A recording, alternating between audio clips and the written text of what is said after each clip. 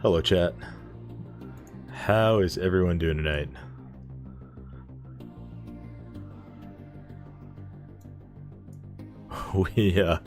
We had some things happen today, didn't we? I worked pretty hard throughout the week, and especially last night, getting my main announcement video done. And then Blizzard had to go and change everything on us. But that's okay. I still feel pretty good about Warrior. Hey everybody. Still feeling pretty good about Warrior. I think it, compared to some of the other tanks, it escaped relatively unscathed. Death Knight at number 2 though, I'm, oh boy, I may be regretting that one a little bit. Things are subject to change, of course, but I feel like there's a chance now Brewmaster might be slipping in at number 2 there. We'll see. I am hopeful there will be more tuning coming. I'd really like to see some dungeon tuning. See what they're gonna actually do with the dungeons now that they've made some hefty changes to our tanks.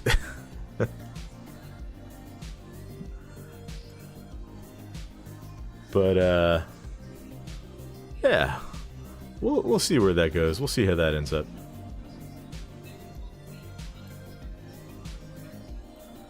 How's everyone out there doing tonight on this fine Wednesday evening? Yeah, it's Wednesday.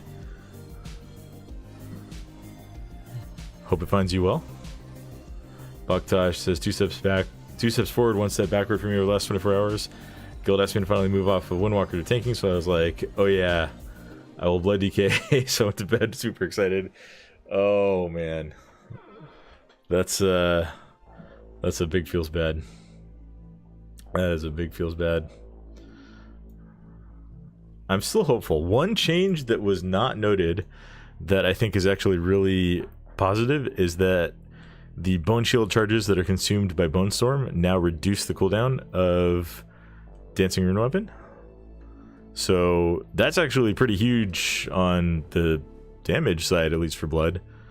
Might be a little bit of a sneaky sustain buff there. You're gonna have higher uptime on Dancing Rune Weapon, which gives you more parry, gives you more runic power. I don't know, we'll see how it all plays out. Brewmaster it is. I mean, Brew actually got buffed when everybody else got nerfed. I know there were some like targeted nerfs to Brew, but I don't think any of them overcome the armor and stagger buffs that it got. It's looking like it's in a pretty good spot now.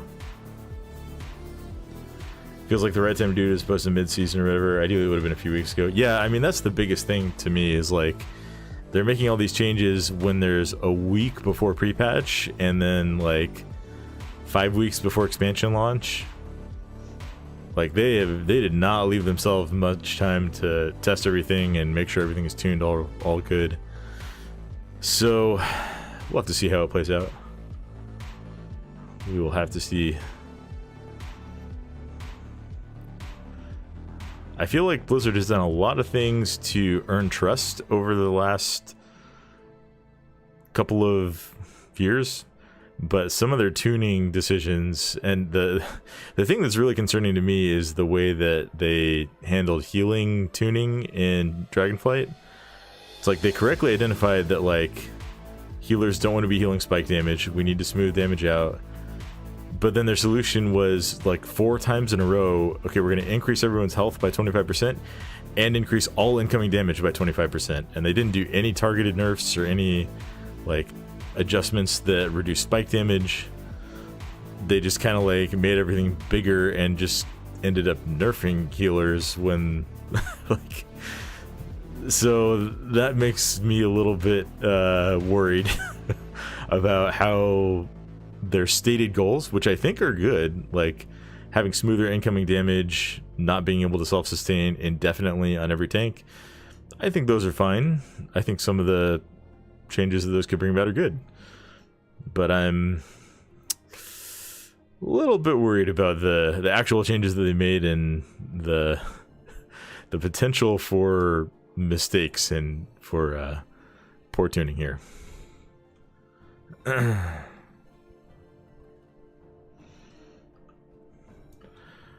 But we've got more time. We've got a little bit of time, so we'll see how it actually plays out. I have some keys to do. Warrior is actually looking in pretty good right now. I ended up getting Mythic boots from the vault this week. I crafted or upgraded my cloak and bracers, so we've really just got a few targeted items to finish upgrading here. I would like to upgrade this necklace with an enchanted aspects crest, but we'll see how much we actually prioritize that. I still feel pretty confident in my choice to bring warrior in. Blizzard, make it bigger, make it badder. Yes. Just keep the tanks feeling strong. Keep the healers feeling strong. We'll see how it all plays out. All right, but we gotta go ahead and get into keys here.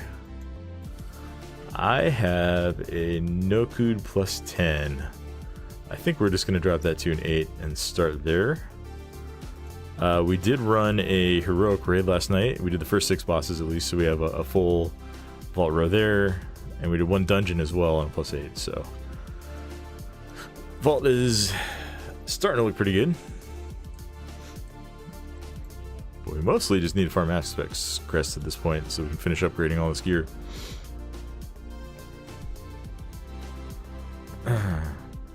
Brewmaster seems like somehow came out on top of all this, and it was my second choice anyway. We'll definitely level the DK in case there are more reverts during that wonky phase. Yeah, it's a wild time between like pre-patch and actual start of the season. So, and there's gonna be a heroic week this time too. It's not just going straight into Mythic. So, usually some changes happen during heroic week for tuning.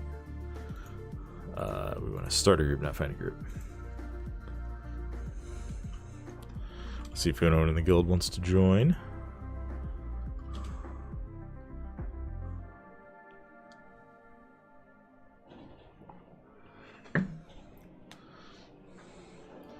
Should I just throw a curveball and play Prot Paladin? Well, they did buff Word of Glory. I don't think it was nearly enough. I mean, I don't know. I feel like Prot Paladin's going to be just fine in heroic raid.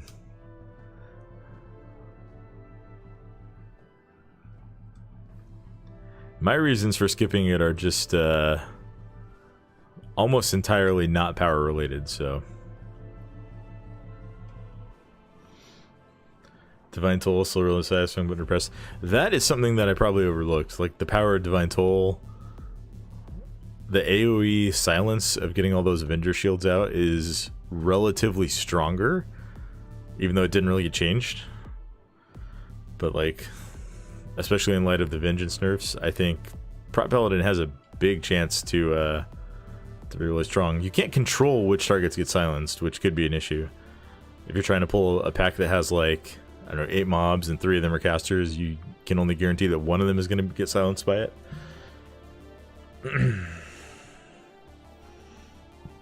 I would like to see a few more 10% buffs to Word of Glory, though, before I'd be willing to say that Prot Paladin is back on the menu.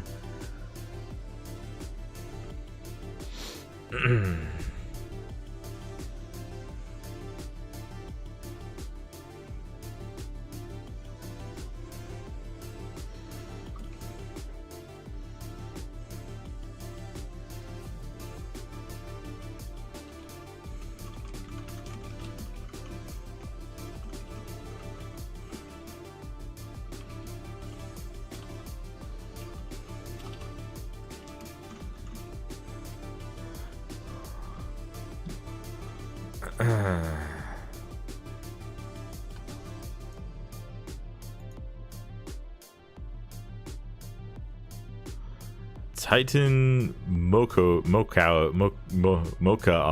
Sorry, I'm totally butchering your name. Thank you for the follow. Really appreciate it.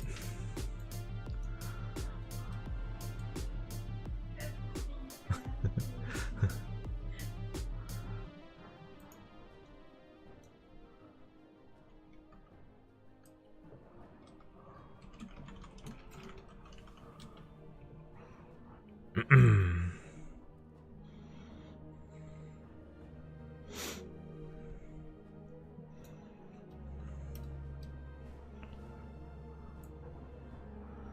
was looking pretty sparse for keys out there. Not surprising, last week of the season. Last week of the expansion in some ways. Oh, we got a healer though.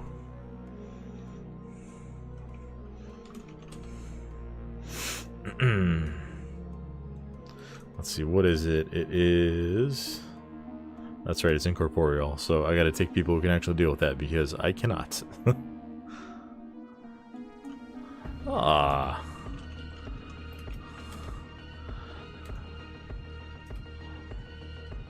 We got a fan of the channel in the party. Duskmiss, if you're either watching, thank you.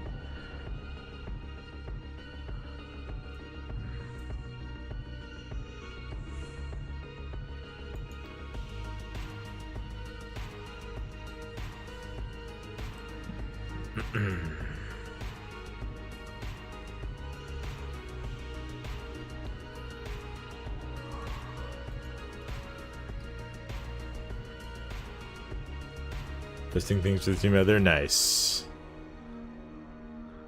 Gotta love that fist weaving. Fist weaving monk is probably one of my favorite healers of all time. I played a lot of it back in MoP, or at least I played some early on back in MoP. When the rotation was basically like keep up or doing mist and then jab jab uplift. That's a very, very long time ago. Let's get this warlock in here for sure.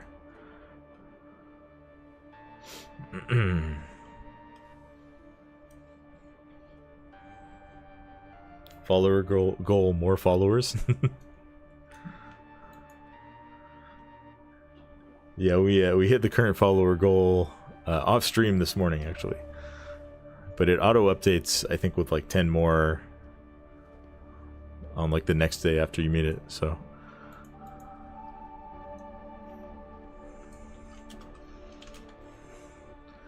all right, one more. We can do this DK probably.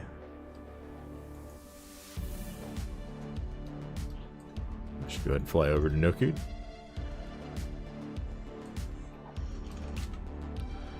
Yeah, DK is pretty strong with, I don't know if they're unholy. If they're unholy, they can't really MC. Frost, sweet, so we should be able to get some NCs in there. Join us.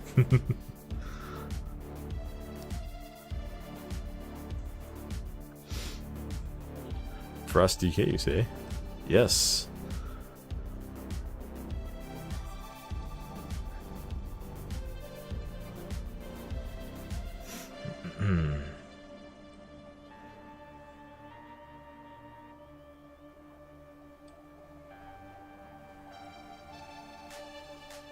Is that an Ellie Shaman on my details? It sure is.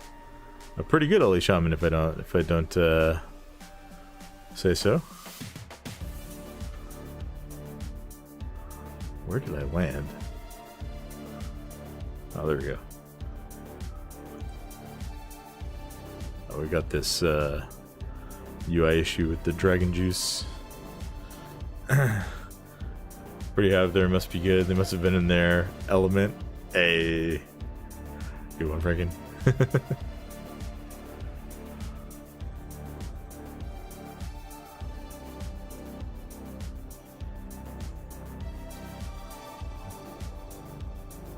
Sorry if there's a little noise in the background. We're doing a little laundry in the washing machine. Sounds like it's about to blast off when it gets to the spin cycle.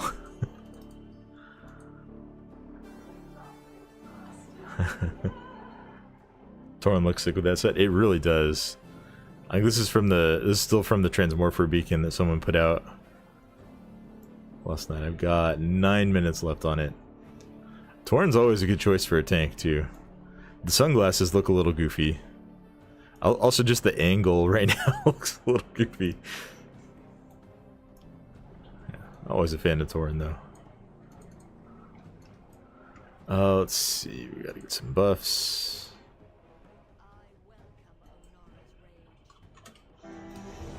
Get that ready check.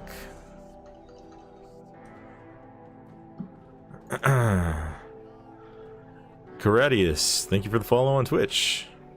Really appreciate it.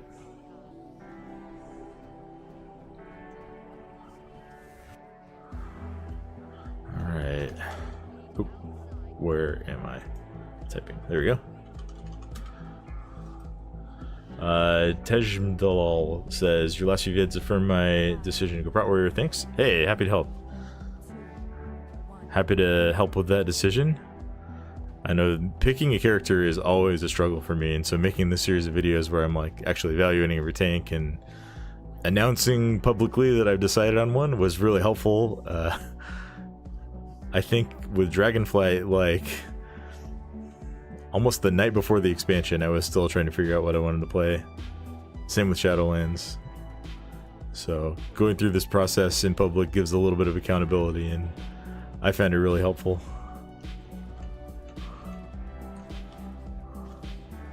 I remember to make my macro finally for Ravager.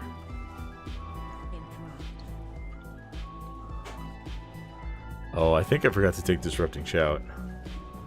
Well, hopefully that's not a problem on the last boss. This is a tyrannical week, so it could be, but...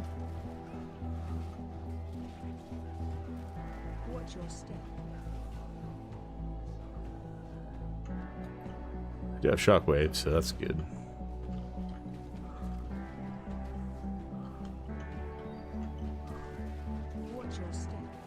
Kudo Chop, thank you for the follow. And a bunch of follows tonight. Thank you, everybody.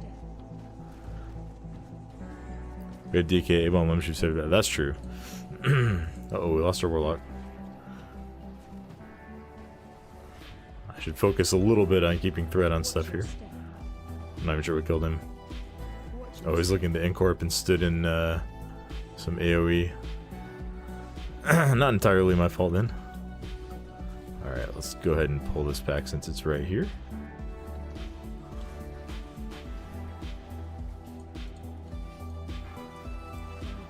So yeah, I'm glad I went through the process of like evaluating everything and making videos on it.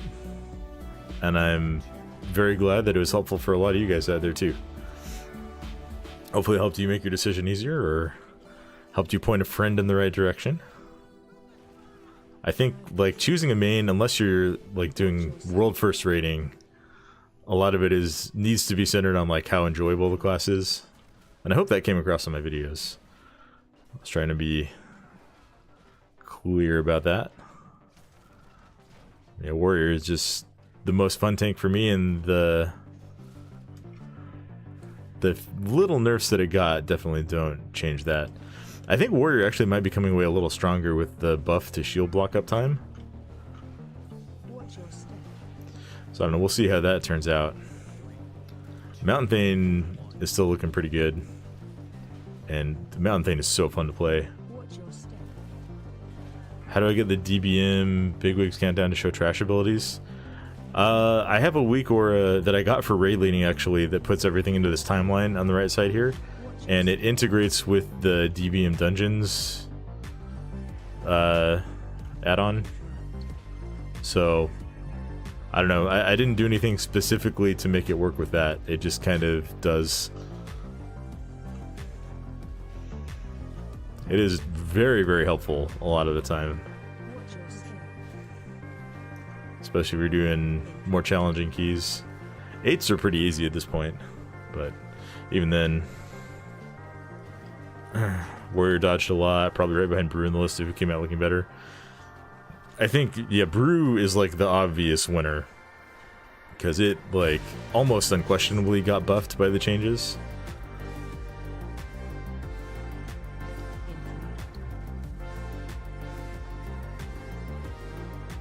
Oh, I just realized, yeah, we don't have Lust. I have Drums.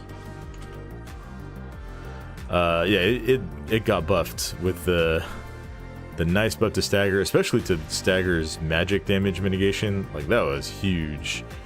Going from 45% to 58% on top of a 8% buff to Stagger baseline. Oh. Missed. Let's hamstring this guy too. And then also the buff to the passive armor increase that Brew gets. Yeah, that's pretty huge. I gotta go hit this thing because everybody else ran to the wrong one, it looks like. Yeah, I think Warrior looks pretty good, and I think Vengeance actually comes out looking not too bad. It did get a lot of nerfs, but they didn't nerf the healing that you get from Soul Fragments. So I think Vengeance is actually looking pretty good. I think we're reducing the duration of stuff like Ridge of the Sleeper and Eye of Tear. The Eye of Tear one especially, like, I think it was Tactics was pointing out that like that has direct integration with one of the hero talents.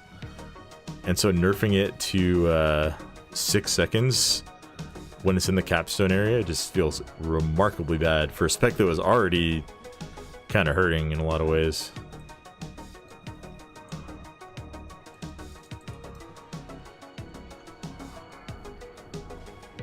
I don't really know what they're doing there. The Rage of the Sleeper one, and then also they nerfed the talent that gives you cooldown reduction on Incarn, which I really don't know. Also the nerf to Ursock's Fury, like Bear kind of took it on the chin too, honestly. But Bear was looking really strong in actual gameplay, so I don't know. We'll see how it all balances out. I do feel pretty satisfied as a person looking to play Prot Warrior with how it was touched.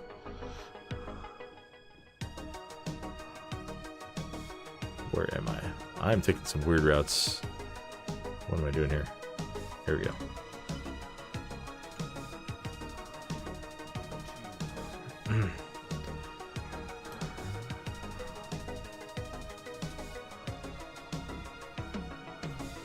In theory, it makes finding that last point more interesting. Maybe skip the reduction talent.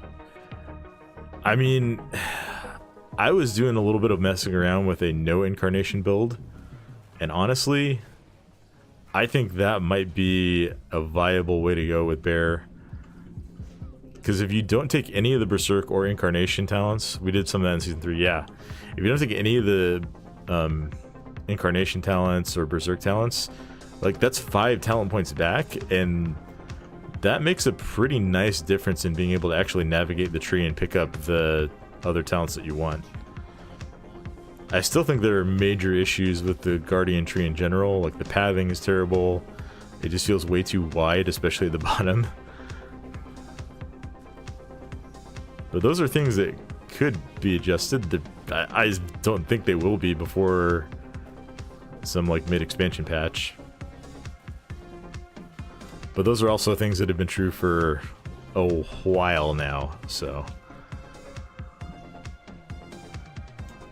I also want to say I really like the fortified nerf that they put in. Going from, oh I feel bad, that guy's sigil just totally missed. Going from 30% damage to 20% damage is kind of big.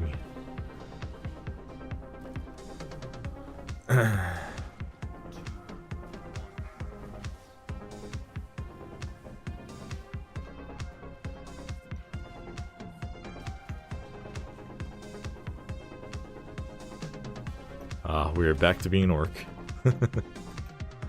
Transmorpher beacon wearing off mid-combat.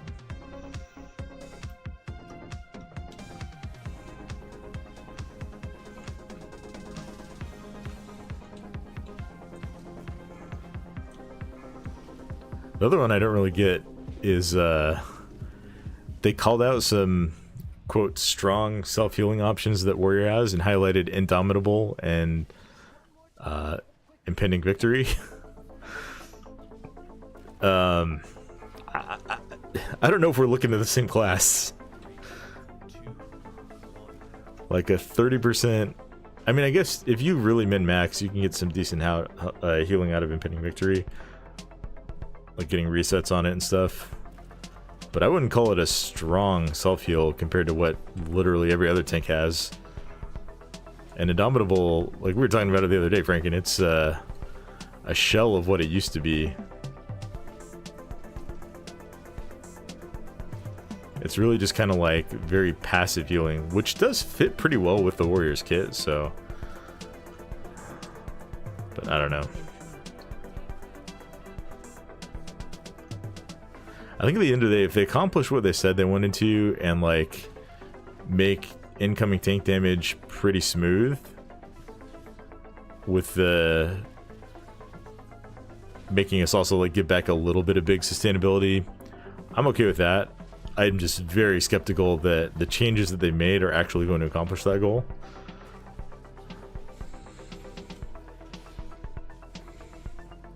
Just naming abilities that indeed heal, right? That's kind of what it felt like. Like warrior has strong self-healing, checks notes, finds exactly the 2 spells that actually heal it. We'll nerf these.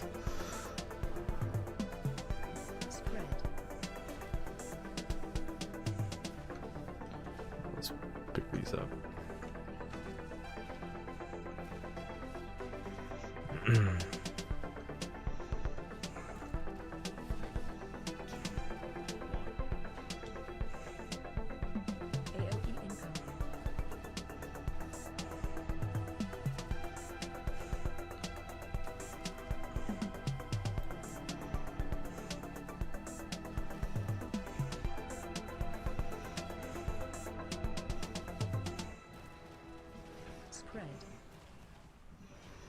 Okay. Now's our chance to get a reflect off.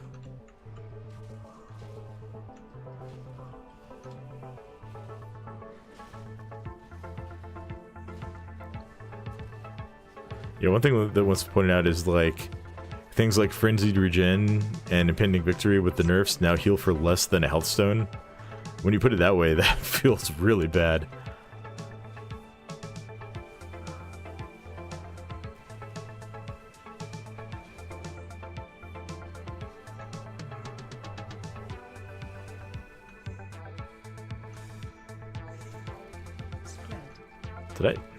Did I not reflect that windburst? That was weird.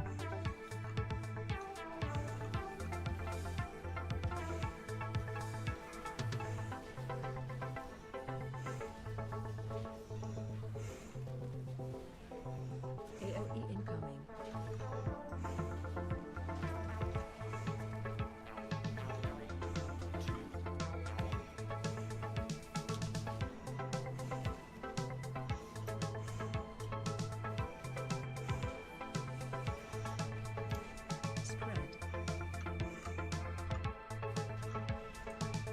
Trying to get one last reflect in there, but the boss decided to die. Shouldn't complain about that. Killing that boss on Tyrannical is always good. Needs to be off GCD for sure. Frenzied Regen has been bad for a long time since Legion. Needs to be off GCD. Yeah, it's hard to imagine a reason for it to still be on the GCD.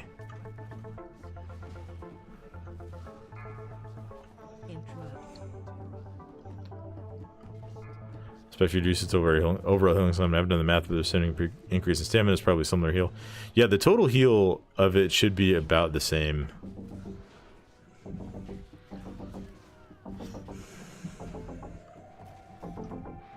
No, come down, birds. Attack me, not my friends.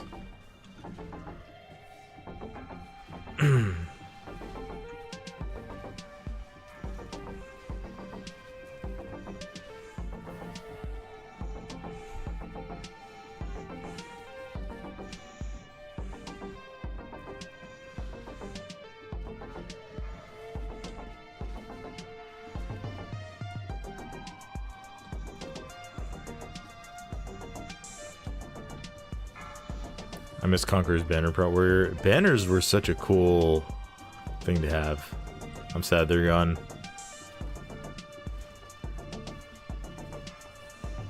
They were a victim of a lot of cooldown pruning that happened back in, I think, BFA, right?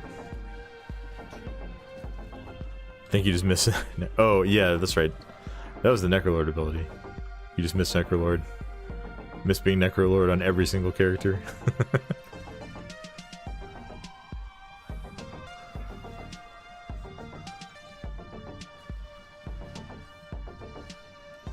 I really liked Condemn.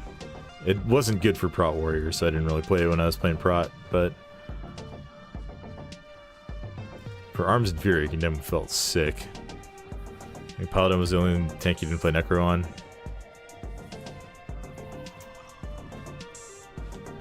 I mean, playing Prot Paladin as anything other than Carrion just felt kind of sad. I know Vinther Paladin was also like pretty insane in a lot of situations.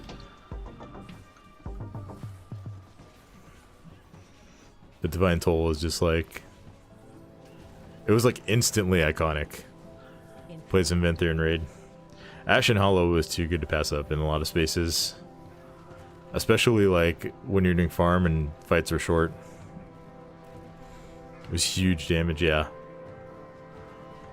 I mean, it single-handedly made Holy Paladin meta for like 2 seasons, right?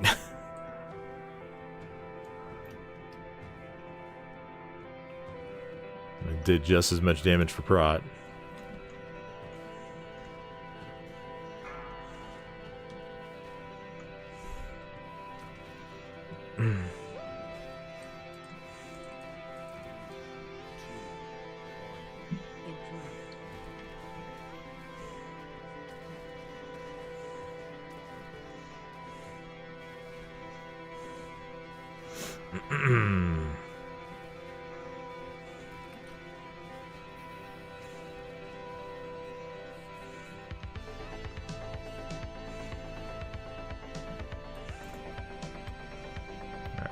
Open up the boss and then do some more trash here. Looks like our friends are going to open up the boss, so I'm going to pull this pat into this pack, which is probably a little bit reckless, but hey, we're going to have some fun here. So I got Shockwave, I got Ravager.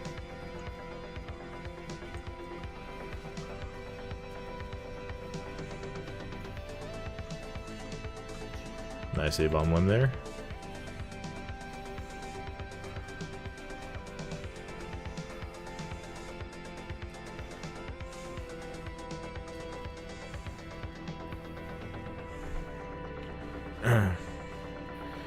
Hey, what's up, Adrian? Must be feeling pretty good about the pretty minor warrior nerf in the War Thin. Yeah, yeah. I'm definitely happy that I landed on warrior over DK. Seems least affected. I don't know. We've been talking about it. I think Brewmaster is the big winner because everybody else got nerfed to some degree, and Brew kind of got buffed.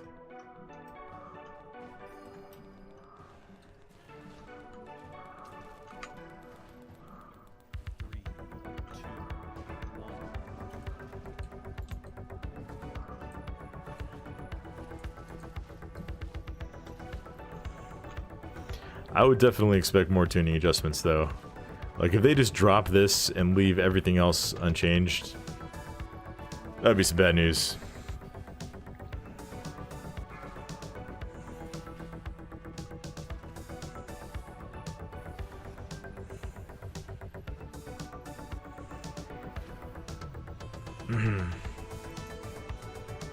Let's not stand in those 2 orbs.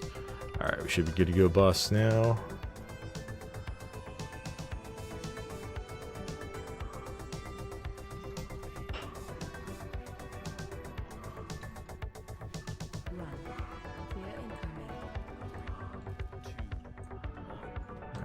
Go ahead and drop Ravager. These guys should be not moving for a little bit here.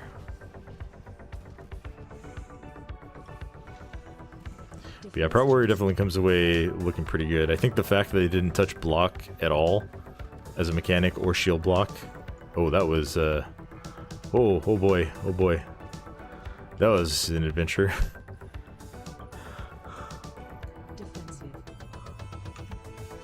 Let's not have our back to that.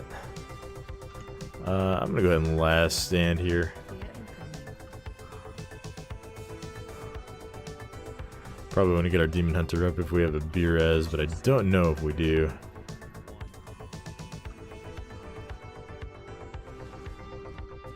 Oh no. Lost our Warlock too. Okay, we got them both coming up now, so That'll be good. Defensive. Just stabilize a little bit here. We got our next Gale arrow in 5 seconds. Defensive. Let's. I'm just gonna leap away so that we can get that spread out a bit. They did a good job of stacking there, so.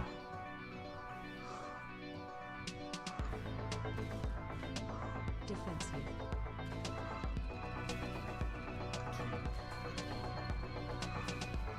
Run. We are incoming. Looking back. Watch your step. Just don't stand in that. Run. We are incoming.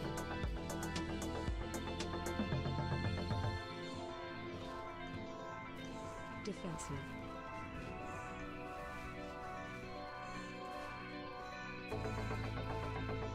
Defensive. Watch your step. For anyone who wasn't around when we were talking about this earlier too, there was also a little bit of a buff to Blood Decay.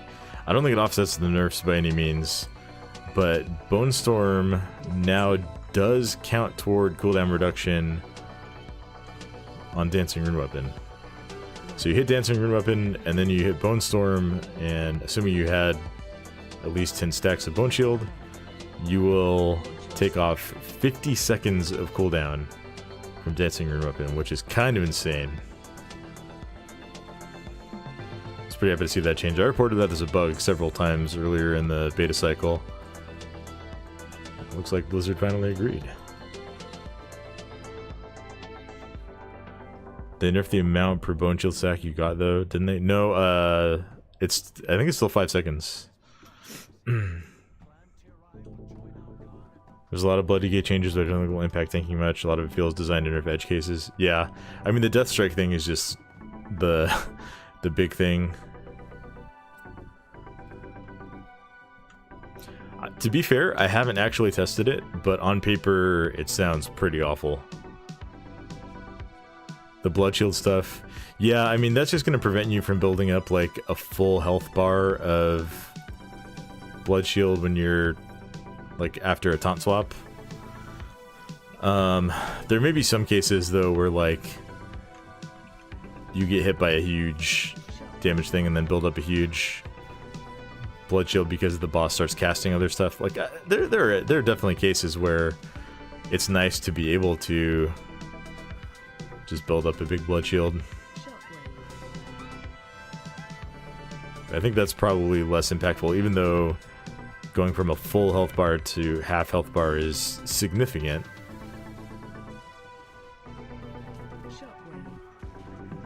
The Death Strike changes are just... if they don't change anything else, that hurts a whole lot for Blood. I think the armor buff for Bone Shield was a good start. But I'd like to see a baseline armor buff on top of that, I think, at least.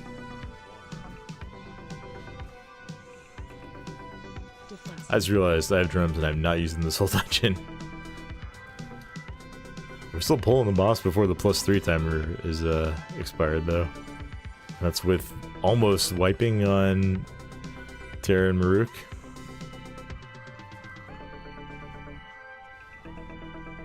Okay, that was Mr. Mark a little bit there. That's okay. Nobody died. Watch your step. Make sure we spread out for that. Defensive. Alright,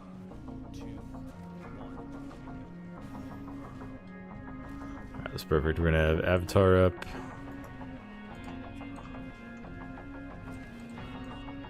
I'm gonna go ahead and last stand, just get that extra health here.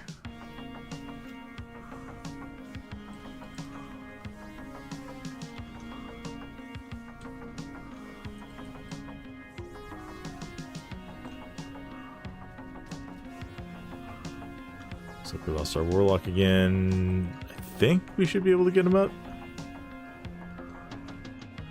I back in drums again if Defensive.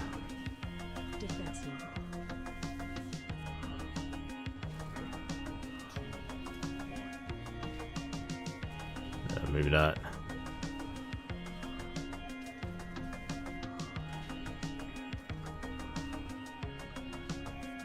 Oh dear. That was not what we want to see. Run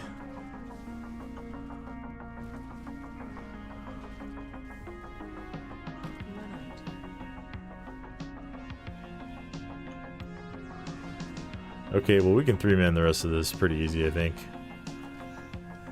Defensive. Especially I remember to spell reflect, like that one.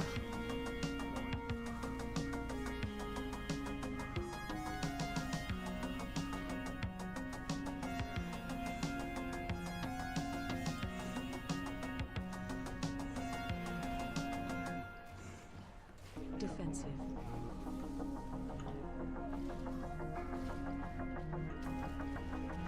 Run out.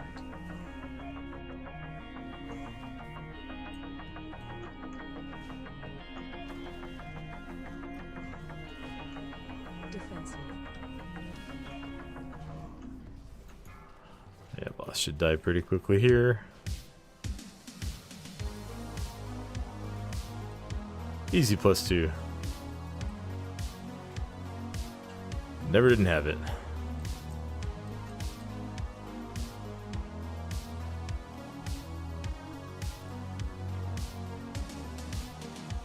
See if this DK needs these shoulders. Nope, don't look like it.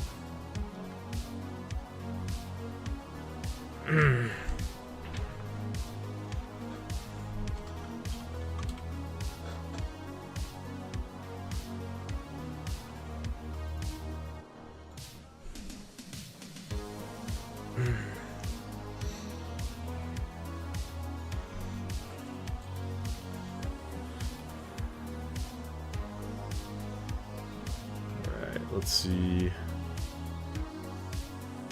Let me close. I hope I can be weaving a mist at it either. Yeah, I think you did great. You did fantastic. Those guys did not make the healing easy.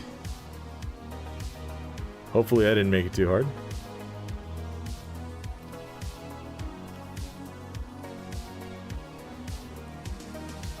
So we've got a old man +10. Definitely don't want to do that on a 10 right now, but we'll do it on an 8. Let's see, and I only have 12 crests, so I can't upgrade anything yet.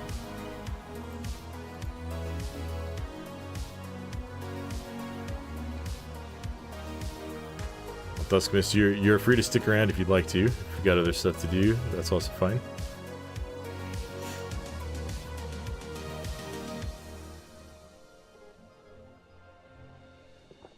And I'll be able to help you. And that's what I love about Proud Warrior. Like, it does need some healing, but it's like very, very low stress healing, right? Damage is very, very smooth. And it's not like Brewmaster where it's smooth, but like you have to pay the piper eventually. It's just not there because of block.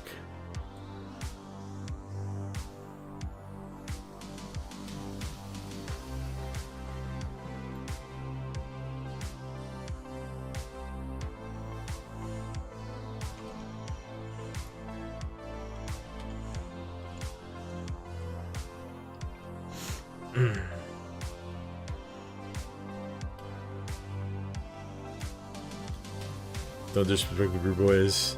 They're big dams. Okay, that's true. Hey, I'm a big Brewmaster fan. I'm not trying to disrespect at all. Just comparing personal experience. I've had like I don't know. I've tried to do some reckless things on Brewmaster, and when you end up with a full stagger bar and you purify twice and your stagger bar is still full, it's a little more noticeable than when you. Like, you know, you're a warrior and you overpull and you just, okay, I'm gonna throw up shield block. You know?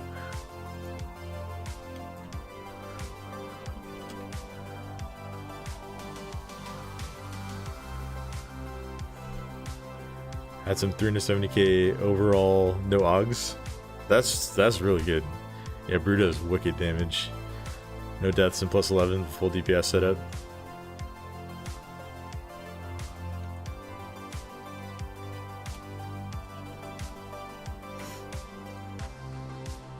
Yeah, Brew was my main in Season 2, Dragonflight. So... I definitely like the spec.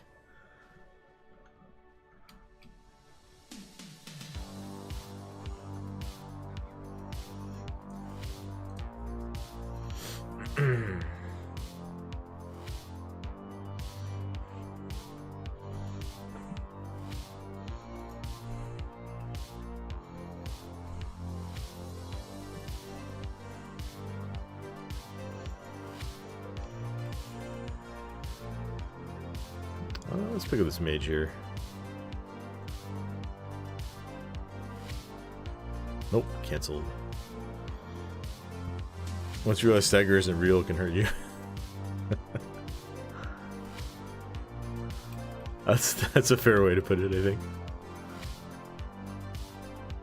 I miss the days of purifying and removing all of your staggered damage. That was way too overpowered, though. That was way too much. Let's get this Dev Evoker. I like Devastation.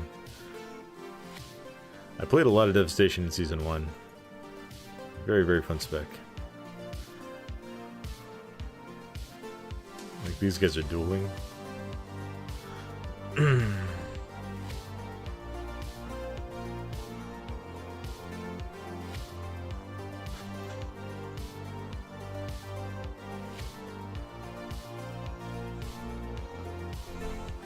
All this mithril. I actually made a decent amount of gold mining and selling mithril in Season 2 while I was waiting for old amount groups to fill up. I don't think it sells for as much anymore, but for a while it was like 11 gold per ore. You just fly around and gather like 100 real fast. Let's see. I will refile. I don't think I need to do... Oh yeah, I should redo my rune. That fell off.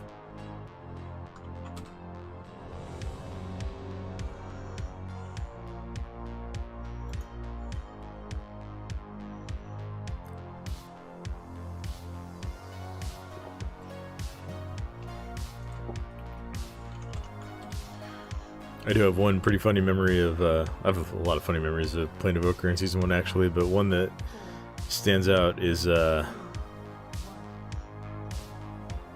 were fighting Dathia, and it was Prague, and I hit Deep Breath and went like straight across the entire raid and the boss, and as soon as I jumped up I got the debuff on me, and I gave everyone in the entire raid the debuff circle and caused a wipe.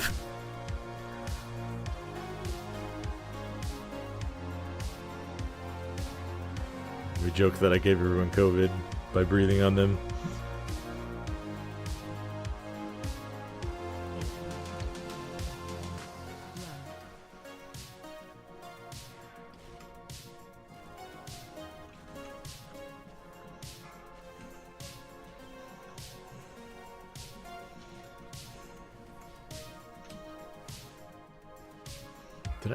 I hate these basilisks don't chain with each other.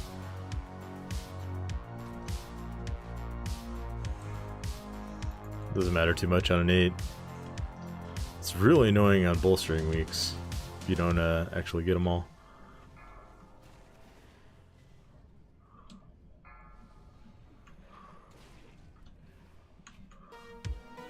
Yeah, that bleed gets real nasty real fast.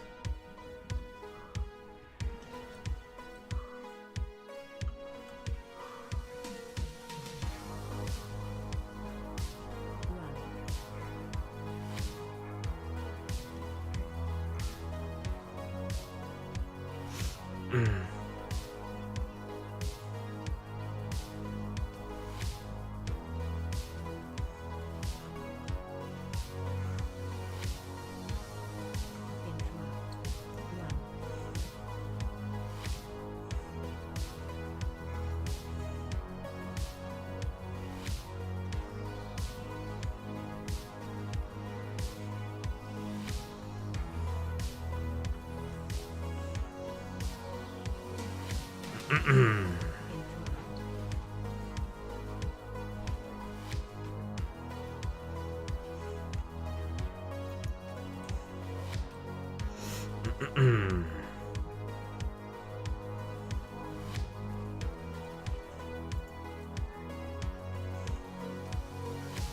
These guys come around the corner here. Run. Maybe.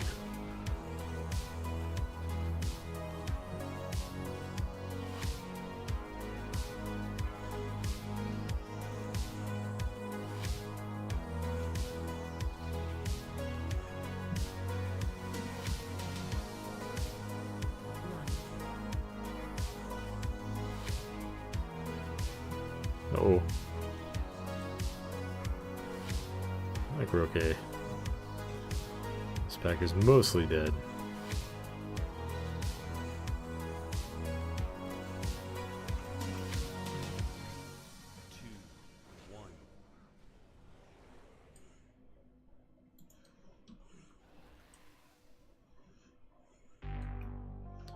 So these guys don't go and pull the boss before you get back here.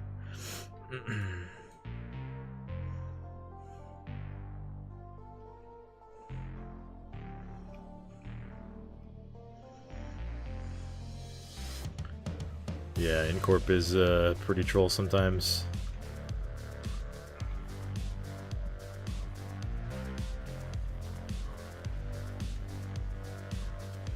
Watch your step.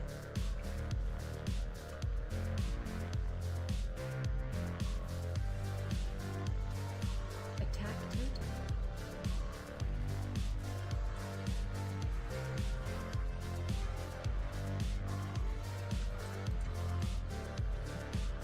Ooh, the Shadow Priest is popping off.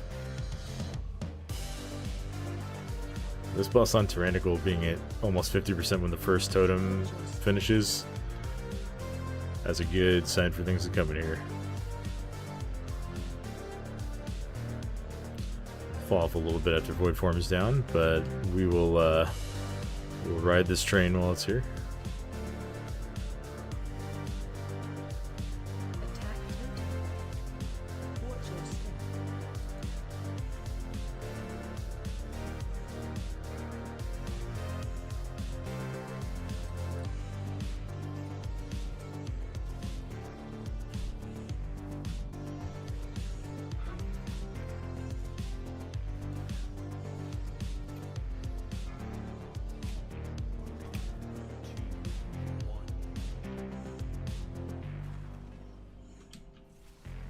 Watch your step.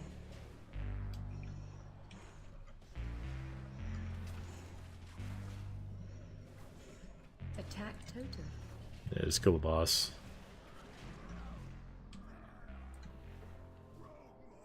Well done.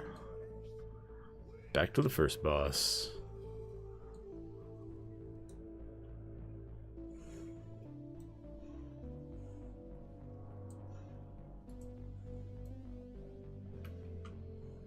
Make sure everybody's in here.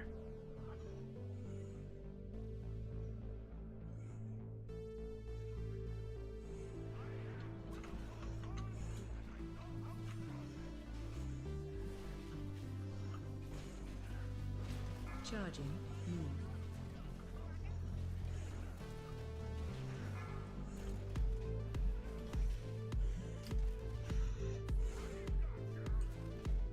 Shockwave.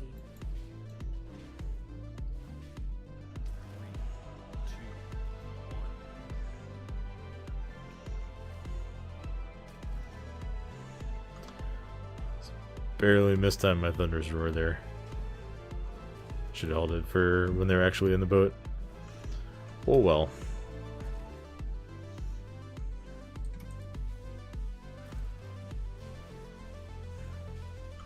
Charging. Move.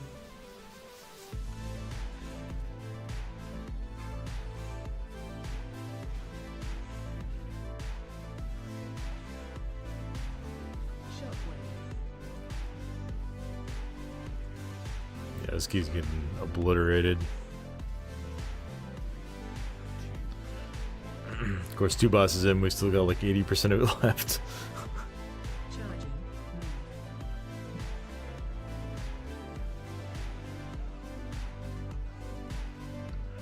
grab this mining thing over here.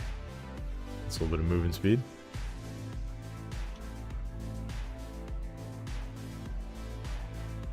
I always forget about that one in the first room. Just too eager to get out of the gates. Get some value out of that pre-pot.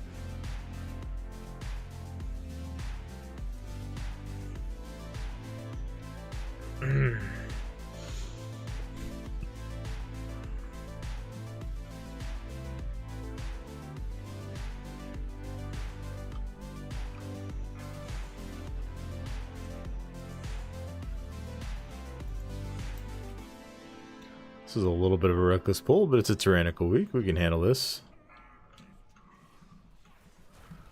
Besides, we got stuns. These guys won't be too dangerous.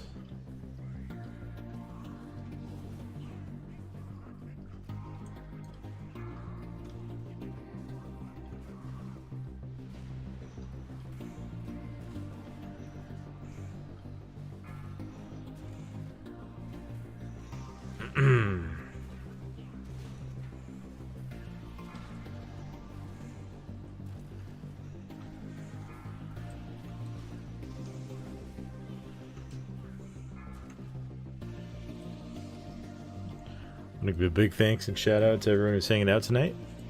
Really appreciate all you guys. Really appreciate the reception of the videos that I posted today. It's been it's always really satisfying when like you put in the effort to make a video and then it really pops off. So thank you all for that. Thank you all for coming and hanging out on the stream. We're gonna be here for a while tonight, so just gotta keep farming these crests. Eventually we will have fully upgraded gear. Just in time to start leveling.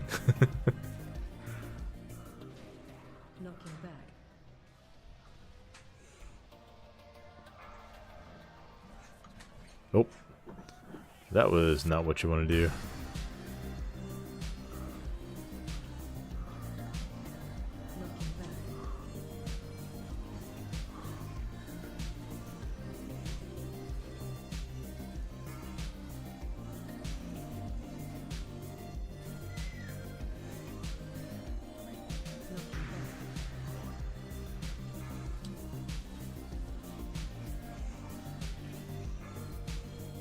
For all the negative things I would want to say about Ultimate, I actually really like this boss. Having a boss where like stunning it is a core mechanic is super unique, and I actually think it's really fun and really cool.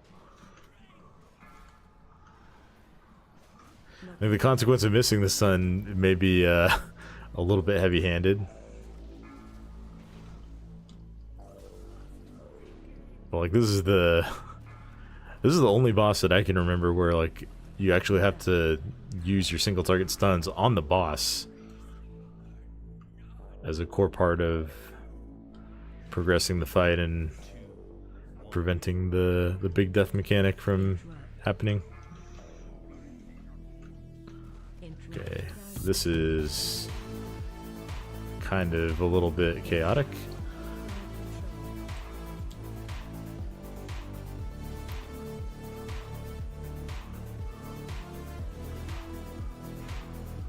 I think I'm gonna last stand here. Use my frag trinket for damage too.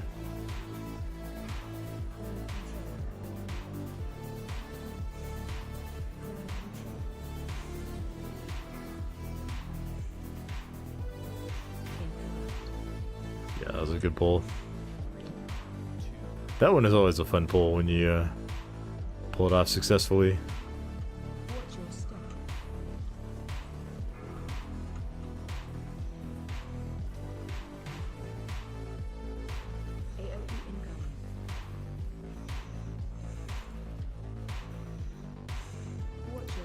Pull this guy around so we can line of sight the slam if we need to. Watch your step.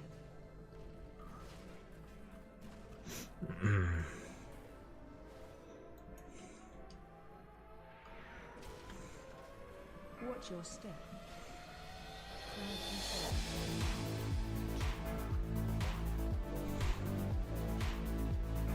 Oh, we got a spider in here too. Watch your step.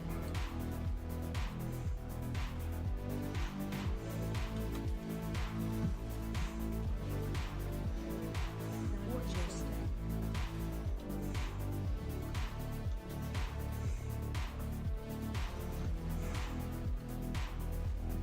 AOE.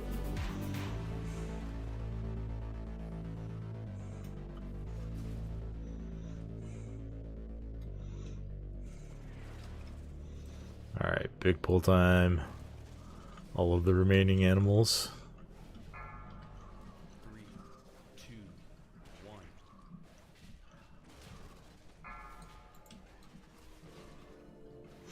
Shockwave right after these things are all dead. After the bats are dead, it looks like. So send it as soon as it's up.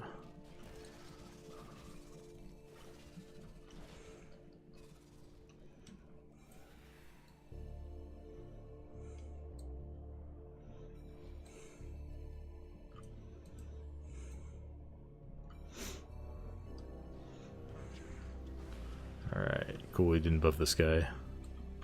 Defensive.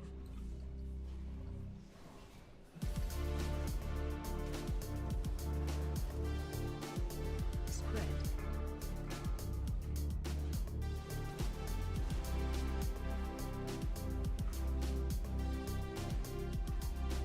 Three, two, one. Spread.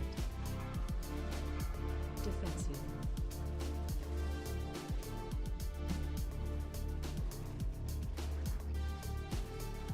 Jeez.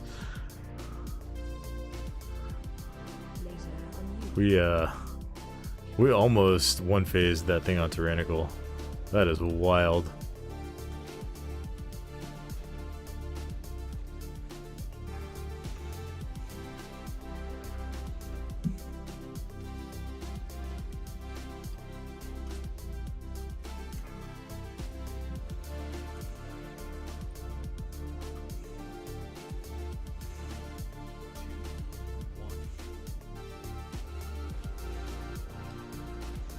Just getting some heroic throw practice in here.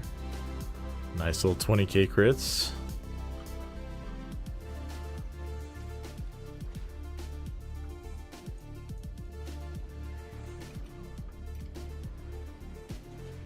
Defensive. Big reflect.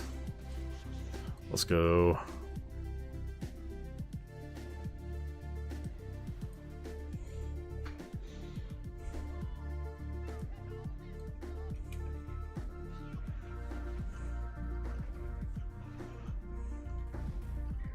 Crowd control.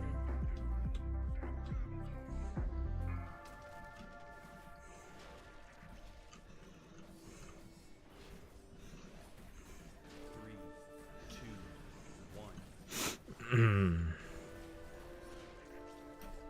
Now that we've killed 4 bosses, we get to do the second half of the dungeon. That's what it feels like in this place.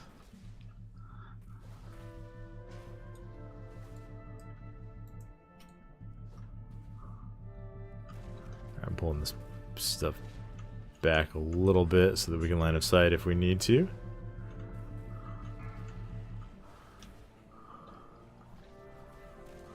Crowd control.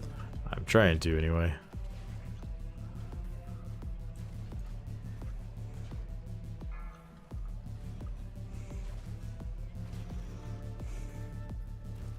Crowd control. I guess I could just play it where it starts and then they can line of sight like in this little corner here. I feel like I never really figured out the optimal way to pull some of these.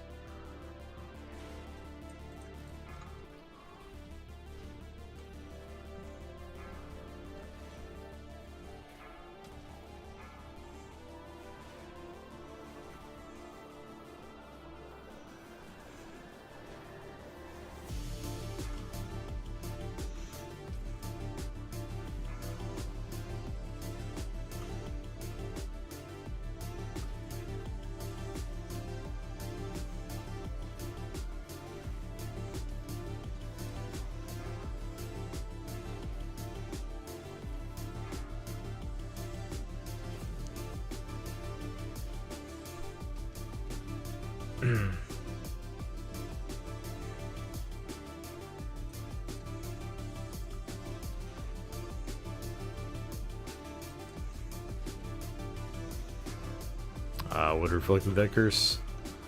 Like something else instead, it looks like.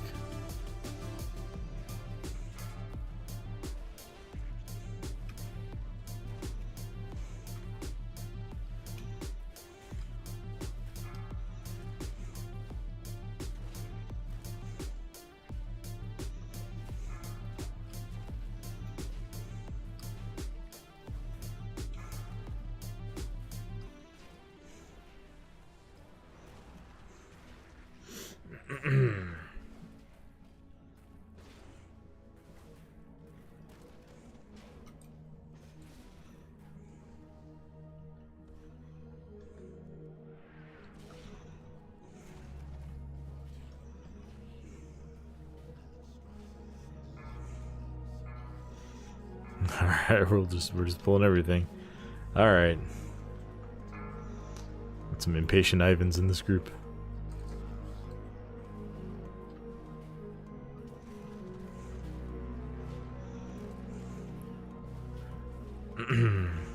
I mean, I guess if you're gonna do almost 700k DPS, you can do that.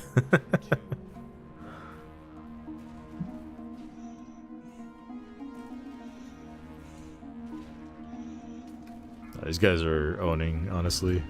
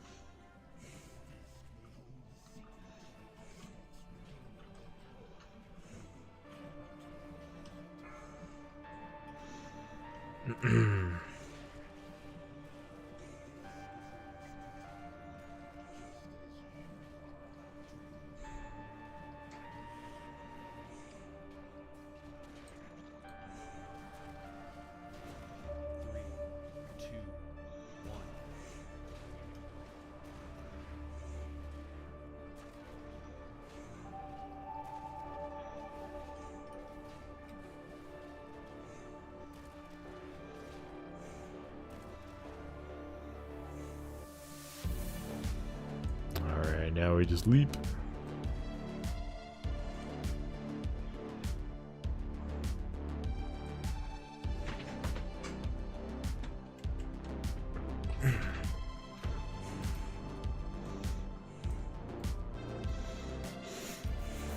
Paladin got rescued up. Gotta help the old wheelchair rets.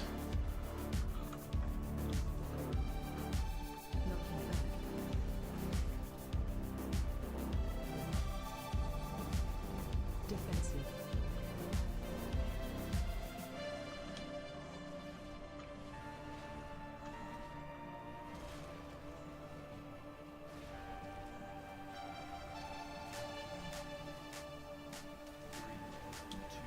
Knocking back. Defensive. Oh, don't want to see that.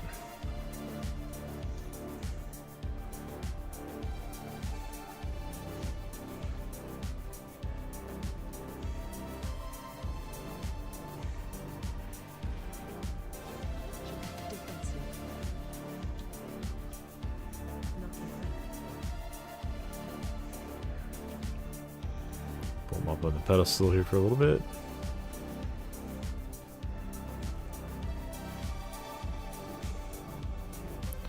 We're gonna have to get out of here.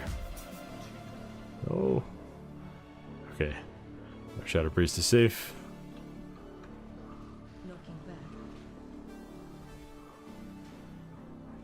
Yeah, having everyone spread on different sides can be a little hectic when trying to position this boss. Defensive.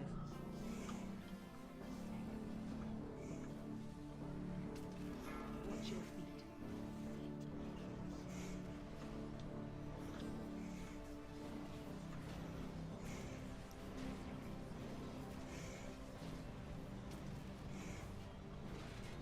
Watch your defensive.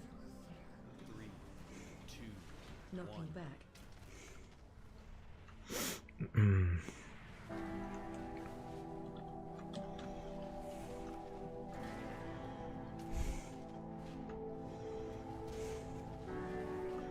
Defensive.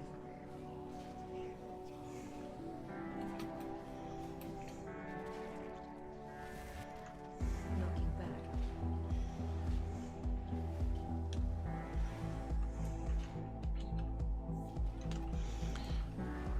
Boss should die. If not, we will get a rewind time flow. Yeah, he's dead. Easy.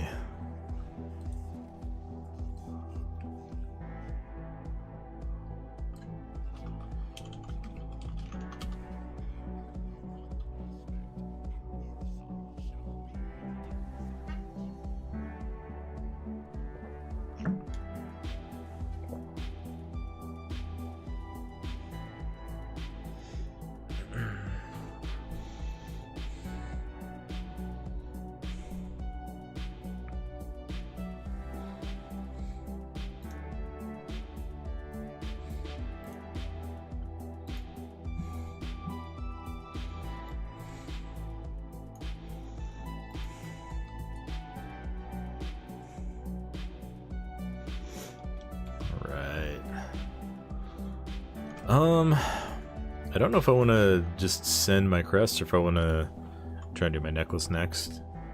Necklace would be the biggest item level upgrade, but it's also like the least value piece of gear.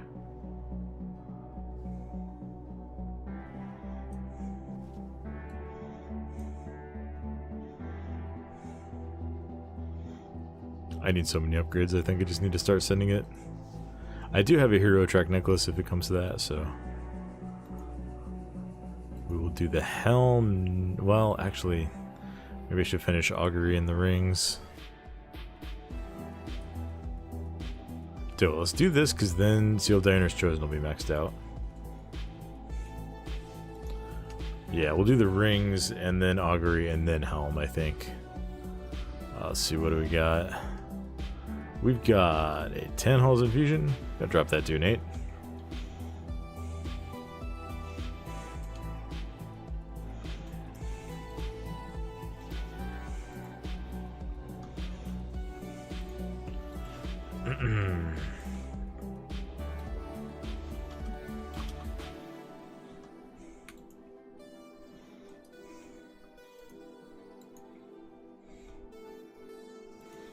Go ahead and start a fresh group.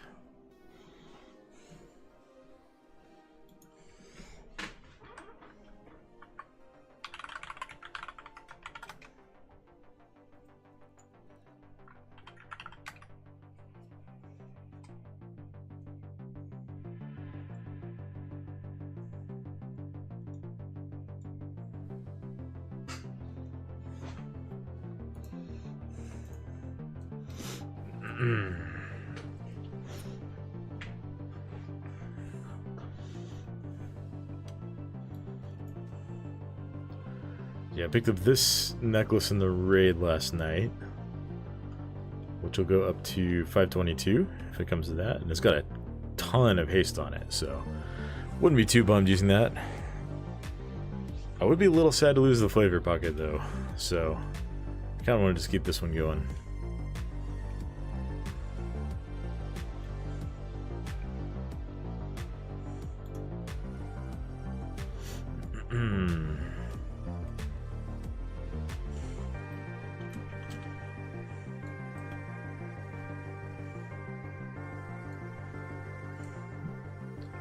Let's see. Get this druid in here. There's a priest in here. Very much for the keys. Gotta head off. Great thinking. Thank you for healing. And thank you for the kind words. Hope you are able to continue hanging out in the stream from time to time and continue enjoying the videos.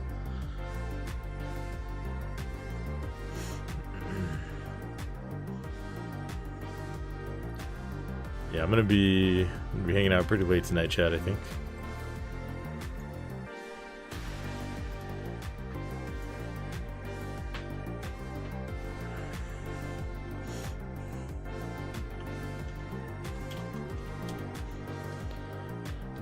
Let's see. This group is probably fine for in-court. And I feel like one of the things about being a Prot warrior is like I want to get as much help with in-corp as I can. It's like the more people I can invite to deal with it, the better.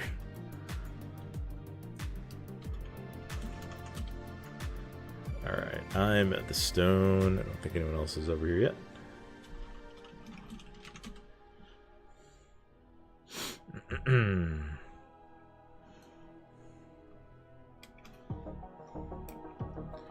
Yeah, I'm tentatively planning to go for about 3 more hours tonight.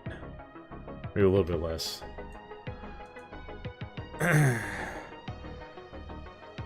I'm off work tomorrow, so it's a pretty late gaming tonight.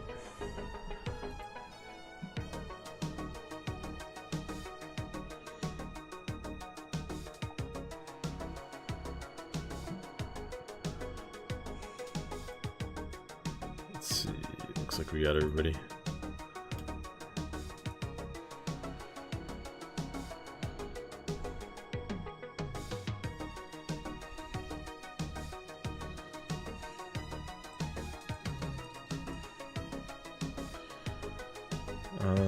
Let's see. Pop it in the file. Don't need to refresh anything else just yet.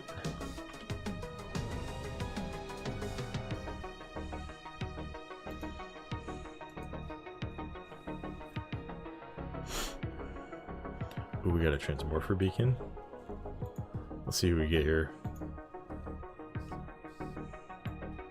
Oh, we got Kilphas. That's pretty sick.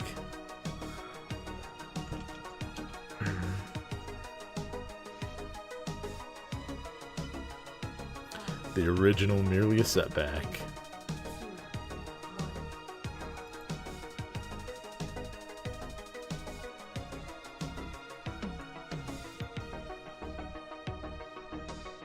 Looks kind of goofy with this warrior shield, but yeah, we'll roll with it.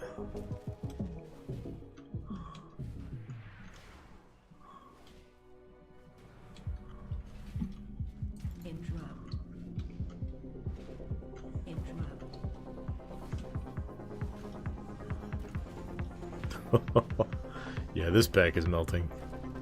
I don't think I'm gonna actually get full value out of Ravager on it. That's kind of wild.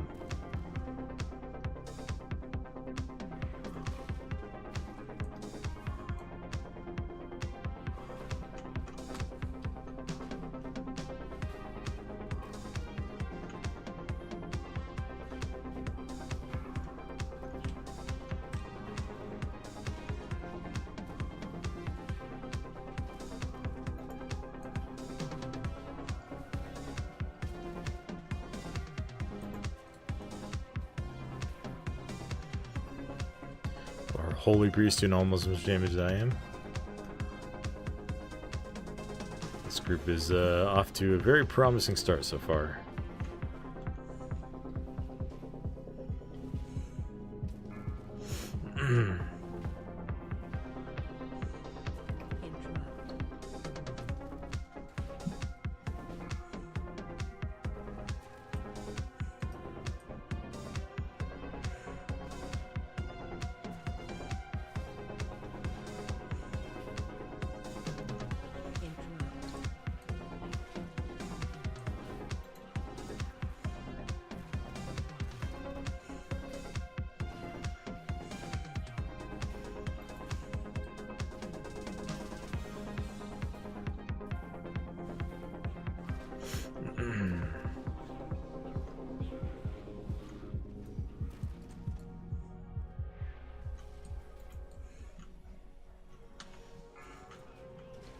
I don't know if this is the ideal double pull here, but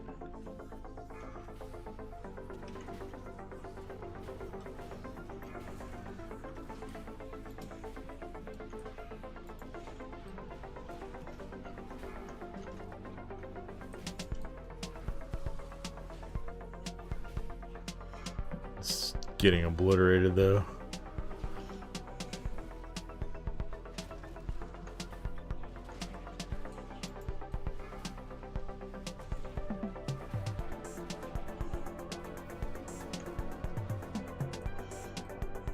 Easy. Easy. Didn't even have to use Lust for any of that. Make sure our Paladin gets in here, and then we go boss.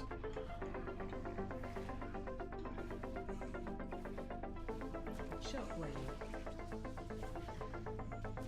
AOE incoming.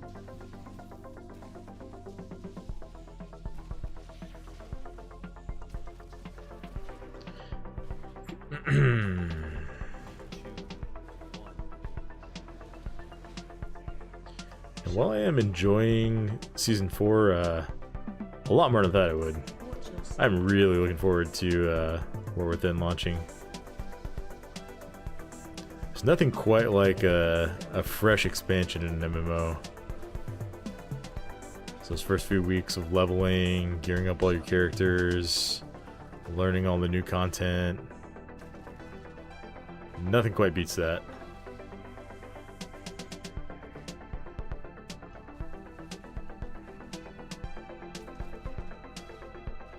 I am currently planning to take several days off around expansion launch and then again around Season 1 launch. Hoping we can do some daytime streams. Maybe catch some people who can't make the normal late night streams, which will still be a thing, of course.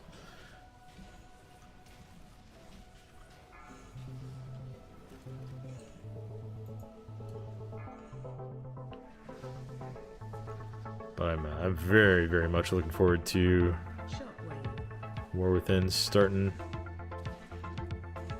AOE incoming.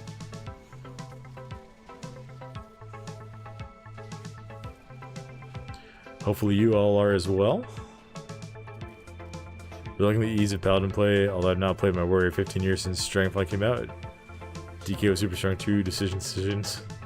Well, Watch your step. I've got some bad news for you if you haven't seen the blue post about tanks for today.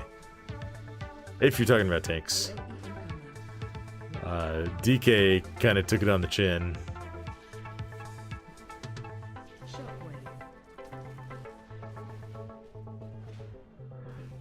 Shockwave. We'll see how it all plays out. Maybe they'll adjust some things. But they kind of took Deathstrike out behind the woodshed, and I'm listening to Dratnos cry about it now. Yeah, I watched Dratnos' video and Tactics' video after I posted mine. I think I agree with most of what they said.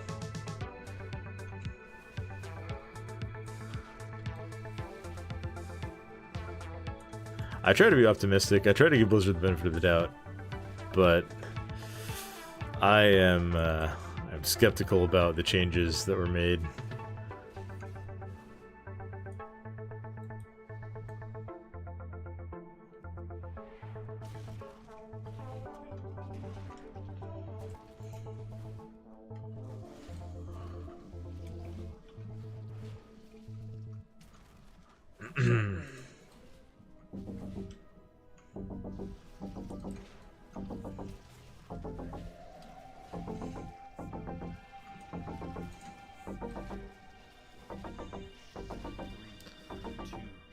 I dislike kiting fiercely comes together for me to never kite again.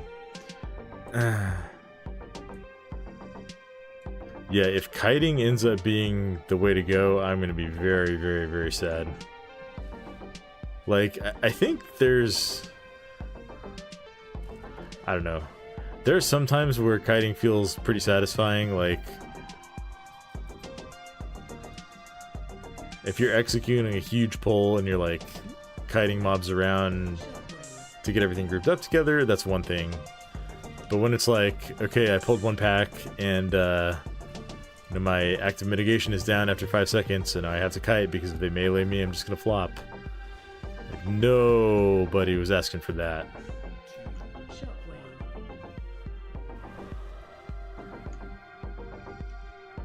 I did find it funny that like when they were laying out their philosophy changes, they said like they don't want kiting to be a thing, but like every other change that they made is like pointing you in the direction of you might have to kite to live.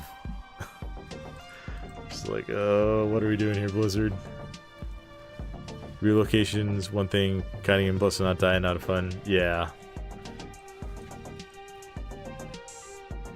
That's one of the things. Then, like I said this in my video when I was talking about the different tanks and choosing which one to main, like, I was a little bit worried that Vengeance was going to have to kite, and that feels justified now. And that was one of the reasons that I have it ranked so low. It's because, like, if it ends up having to kite to survive, I'm just not going to have fun with that.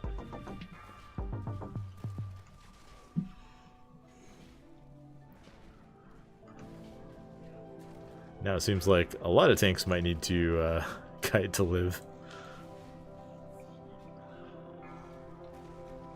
They did say that, like, they explicitly said they don't want you kiting to have to, or like, they don't want you to have to kite to survive. So, like, worst case scenario, at least we can point back to that and say, like, Blizzard, you said you don't want us to have to kite. Look at all the kiting we have to do.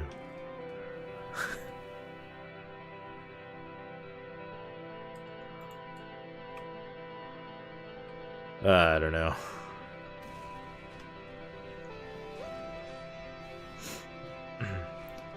I'm gonna try to not be a doomer. I'm gonna try to give Blizzard some trust.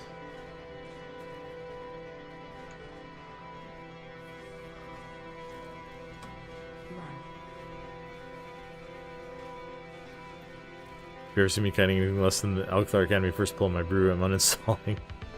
That's a fair take. That's absolutely fair.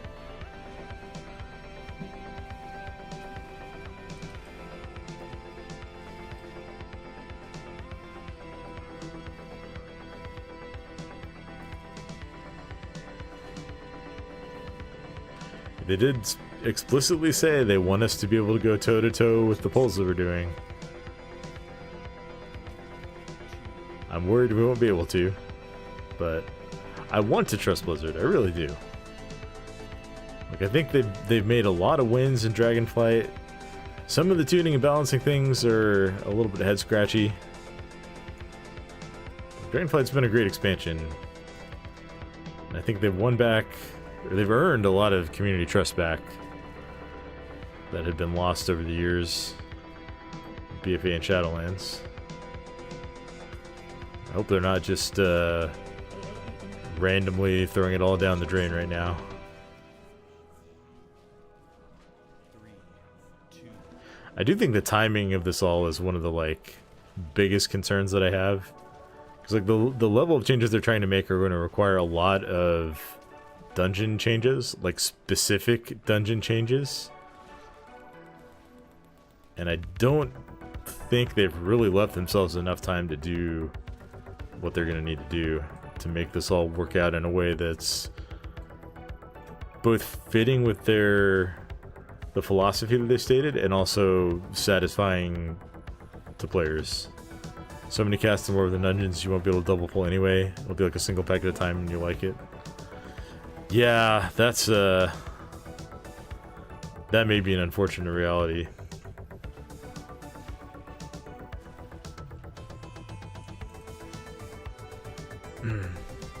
Sure, you got here late. Warrior tank main? Sure. Warrior was not my main this season. Vengeance was, at least at the start, so we're kind of playing catch up. I did come in with like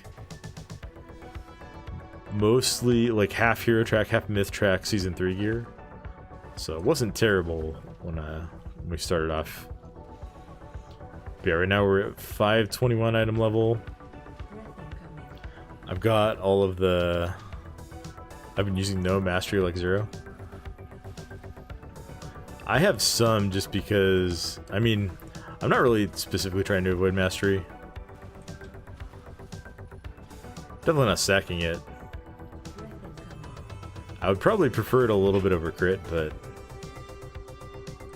maybe not because I am running augury.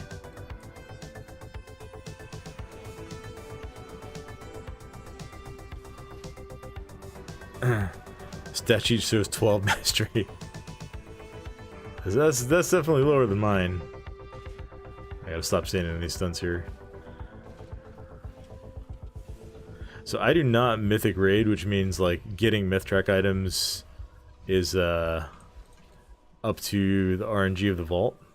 So I think both my belt and boots that I have, oh my boots don't, but my belt is mastery.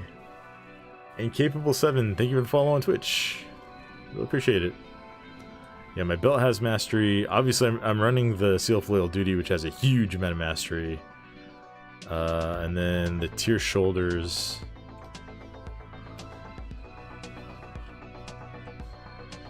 do have mastery.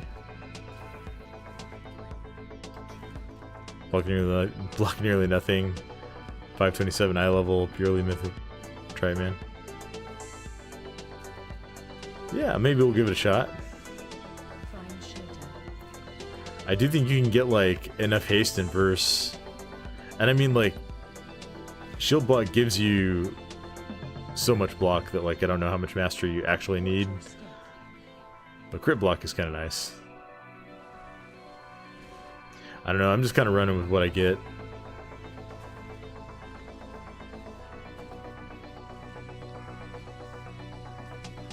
I will be at least dropping the Seal Flail Duty when I start leveling, because I have 2 speed rings that I'm going to wear for that.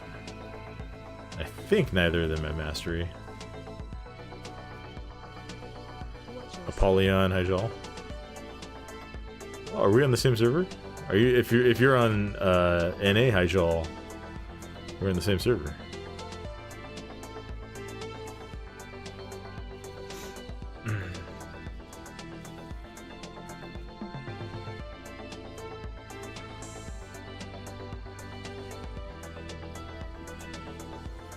Yo, Sejal, nice.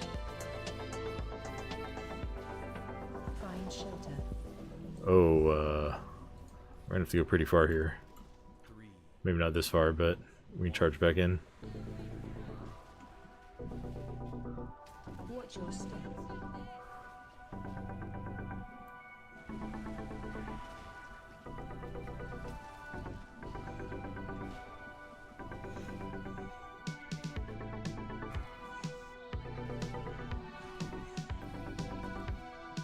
Find shelter.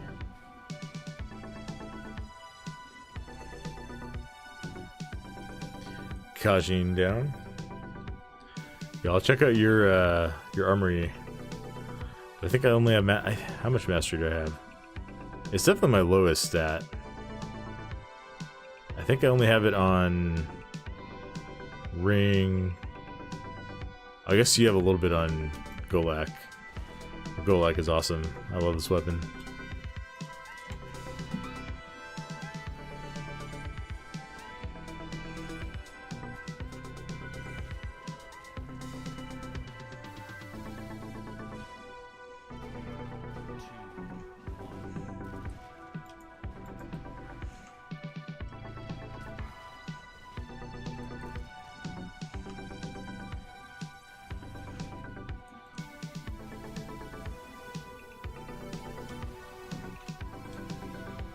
It's only good for one target pulls.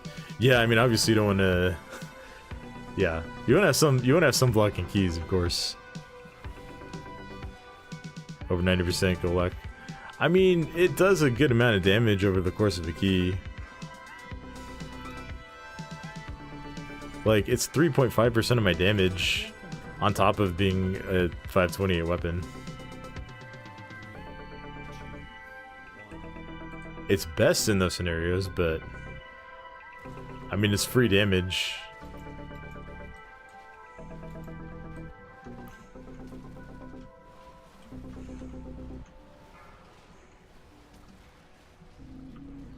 I guess Forge Storm would probably be better, but It hits one. Yeah, yeah.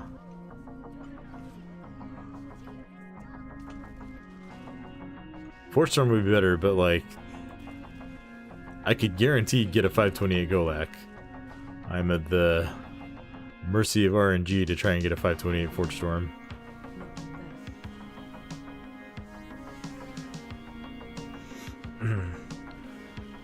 Alex single pack at the time is great. And when you can pull a second by accident, it gets fun and exciting. All you can do, that's fun. I think, I don't know. I really like being able to just like double pull. But part of that might just be like when you overgear the content. Really like the frag weapons, just the added single target damage ends up making a difference on tyrannical weeks. Yeah, it's for sure nice on tyrannical.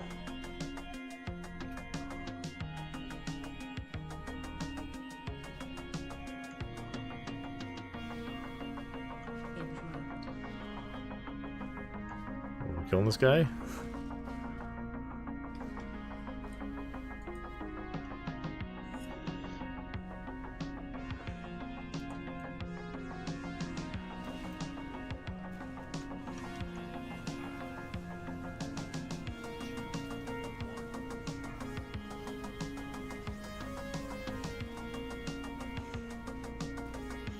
We lost our Boomkin.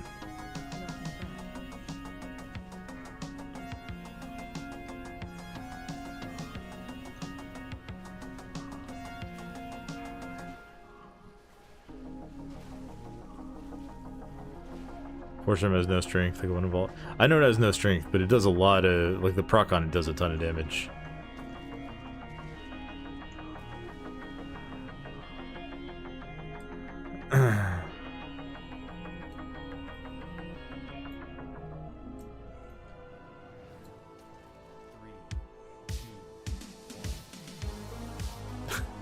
Hate getting stuck here.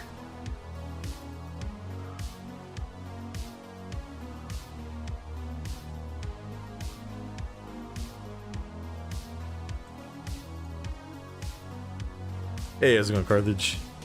Thanks for stopping by.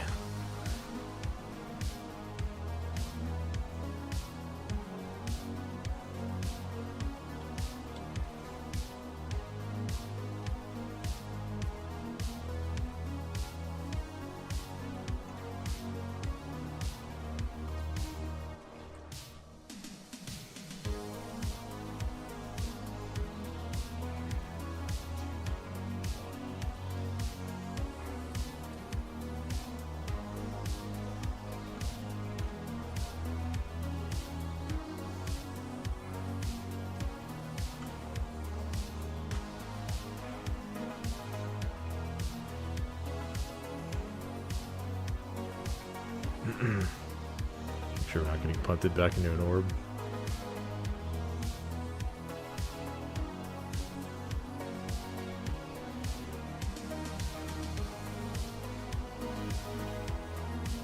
Enjoy the testing after breakfast. Have a good one, Alex. Thanks for stopping by. This feels really bad. These orbs. Lost down.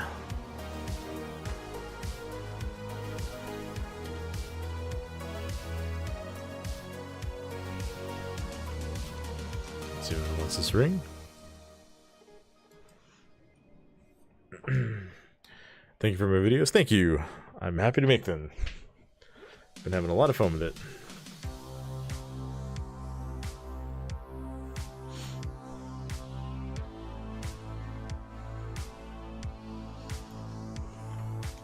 So yeah, it's, I guess going back to my gear, like you do get, I think, is it, yeah, it's just the shoulders that I master in the tier set. So you can skip these, but I have myth track, so we're just rolling with that. Did the changes make me reconsider my main? No. So I'm primarily focusing on like what I enjoy about the character when I'm choosing my main. And I don't think that has shifted at all for Warrior, at least. Craft shoulders. I mean, I don't know. If I end up with enough crests, I'll do that. But I'm so behind on upgrading everything else that I'd rather just like I don't know. I could do that. We'll see. Yeah, we're gonna drop down to an 8. We plus 3 that haul, so that was really good.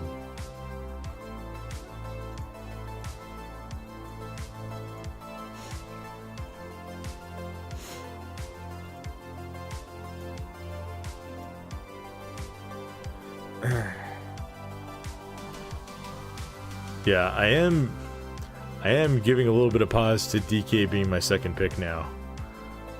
I think if they don't buff the baseline survivability, it has more, just the nerfs to Deathstrike definitely change how much I would enjoy playing DK a lot.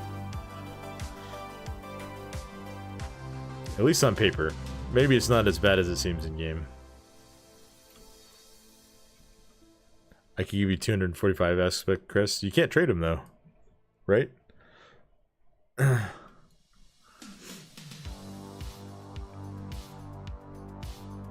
Like they're a currency. I mean, I wouldn't say no if they were tradable, but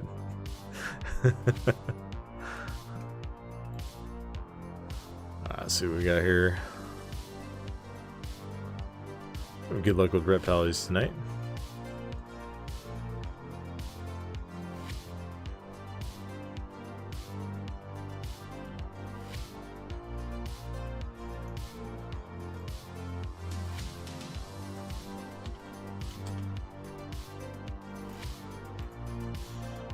Yeah, I think then I'm torn. I should probably just send these crests that I have right now in my rings. Like, the shield from Seal Flail Duty is pretty big, though. It's a downside that's random, but it procs pretty often.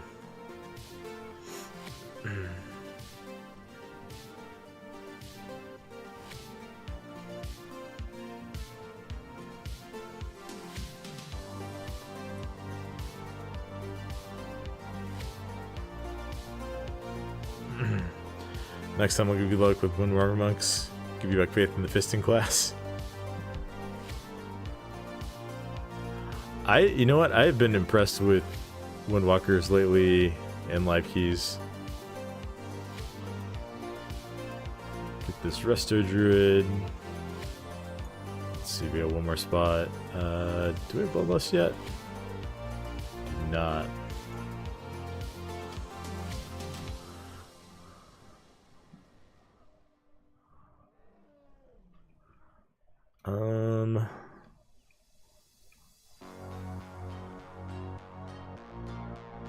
We'll take this Hunter. Do I have a DPS set? Yeah, I have a Fury set. Definitely don't do top damage as Fury, but I enjoy it. Can I DPS with me taking? I mean, I've got a full group now for this one, but if you want to hop in the next key for sure, I can go Fury, or if you want to DPS, that's fine too. We're off to Oldaman again.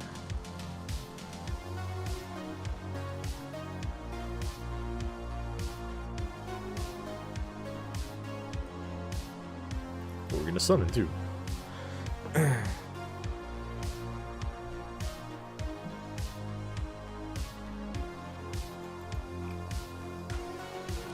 Single-minded Fury because the Lego hates me.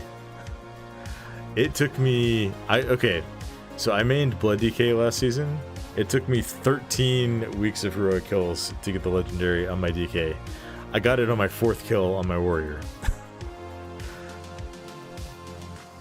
So, I feel your pain.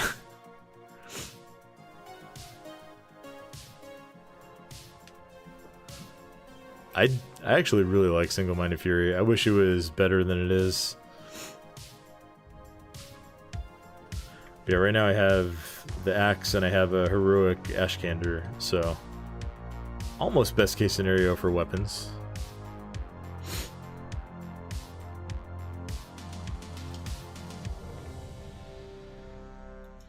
Have AOTC, still no Lego. Yeah, it feels bad.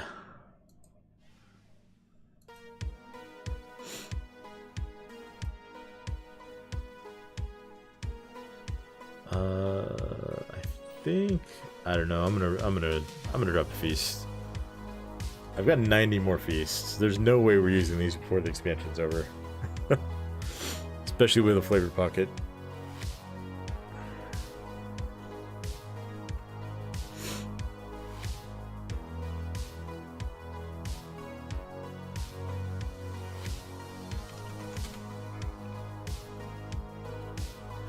Which can simply transmog 2 one-handers with no difference to what you're using. I prefer the look of normal weapons while dual wielding. I think that would be an absolutely fair trade-off, and I don't know why they've done it. Alright, I don't know why they haven't done that. Been a brownie main since vanilla? Nice. I was a resto druid back in vanilla. Well, let's hit this thing. Let's not forget it this time. I don't know if it's actually worth it to stop and hit it, but... Get some more movement speed when we're out of combat, which actually is a fairly significant amount of time in this place.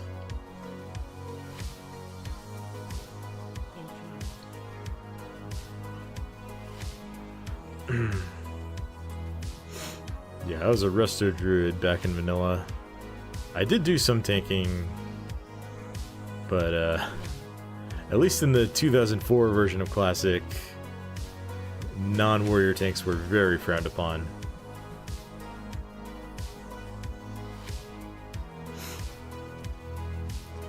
I'll pull these guys in. I have to grab all of them manually.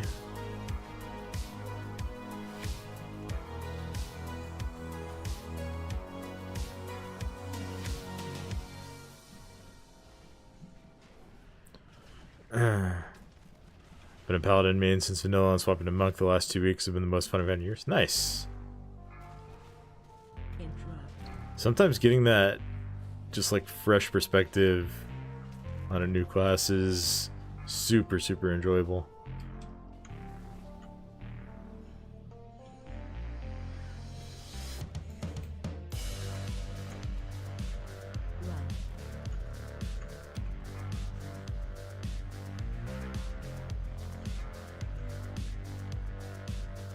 I think all 3 monk specs are in a pretty good spot right now. Oh. Might be in a little bit of trouble here. Let's look at that shield wall. Things go really sideways. Yeah, we're gonna pop it.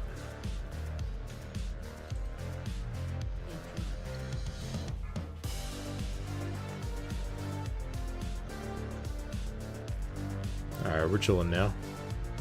Shockwave. Heavily DR'd Shockwave, but a Shockwave nonetheless. I beat Arms and Fury and Raids a single-minded Fury. Nice. I did play some single-minded Fury last patch before I got the Legendary, but I was mostly playing Prot before I did. And then once I got it before my DK, I ended up playing a lot of just Titan's Grip. Blasting and keys.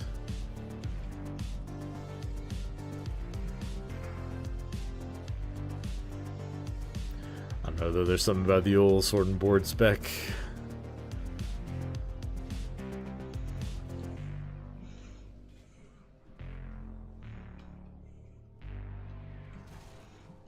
I should have pulled these in the last pack. Don't particularly want to pull them into boss. 3, 2, Maybe we'll get them low and then take advantage of the Reckless Bane. I guess you have to pull the boss before you do that. Oh well.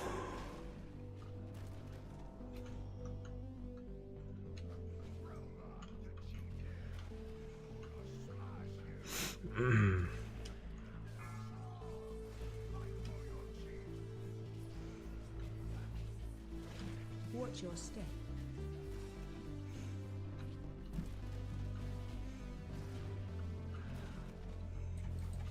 Attack totem. 3, 2, 1.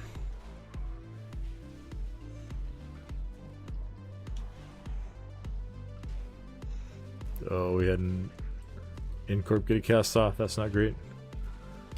That's why I single minded Fury tank. Want to race on stops and kicks. Attack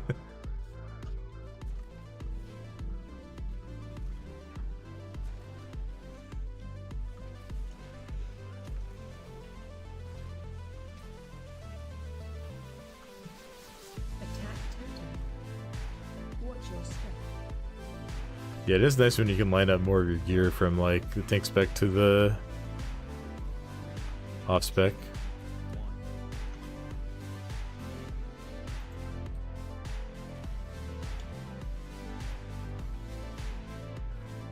It's one thing I've always liked about Monk, and one thing I enjoyed about Demon Hunter this season.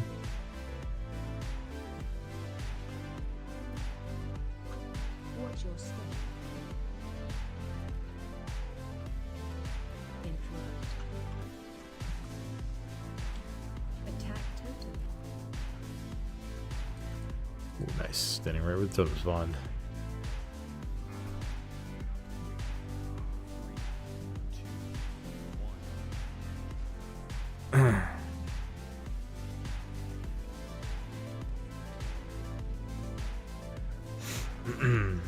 Watch your step.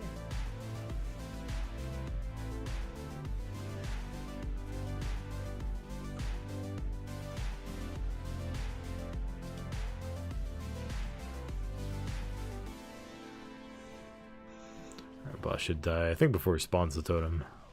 Yep.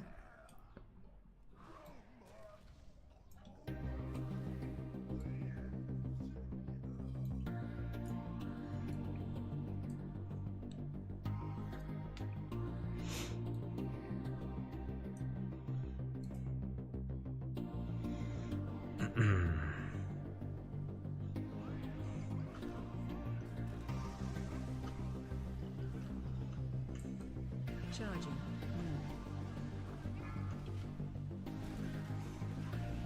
Uh-oh. Well, Interrupt. Shockwave. can our paladin be res? There we go.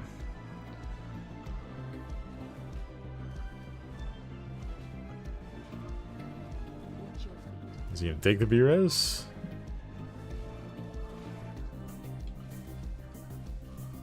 Oh, he died again. That's not good. Charging. Move. Ditch is broken. It's not good, it's broken.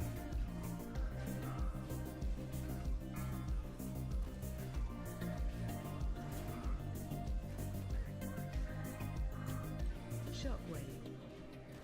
3, 2, Watch your feet. 1.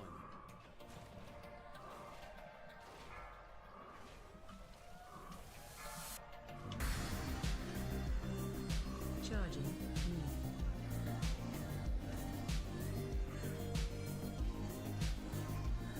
Shockwave. We're okay so far. Paladin's starting to get a little bit low on mana.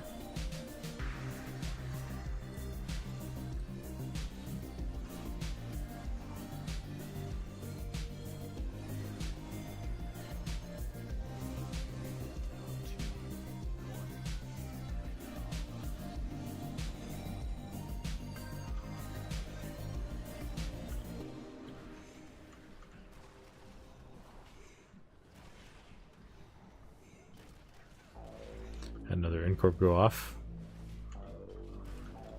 Watch your Alright, we'll just tank on top of this guy since nobody else wants to line of sight it.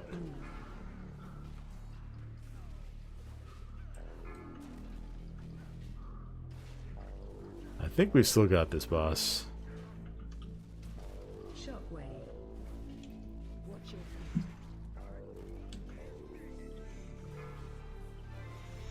Might lose our monk here.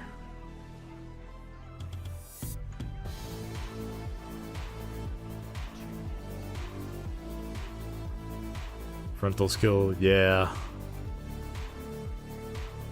Had some weird weird positioning trying to get them all stacked up. That was probably mostly on me.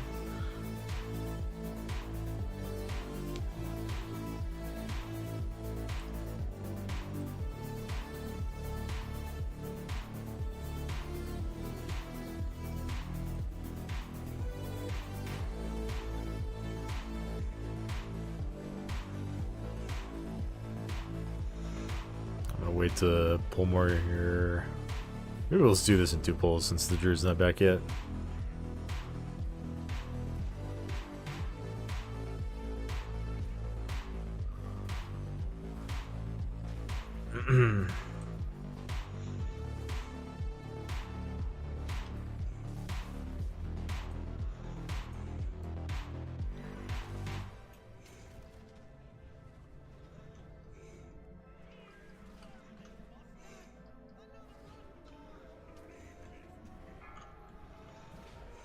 Three, two, one.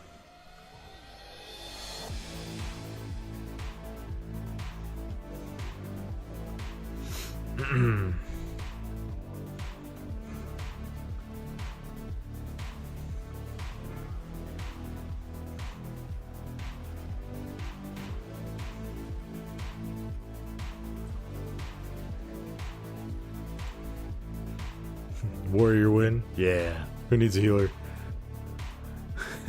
Maybe that fight is an example of why they're making the changes. I know, I still think the problems are more due to like defensive creep on non-tank classes. Back.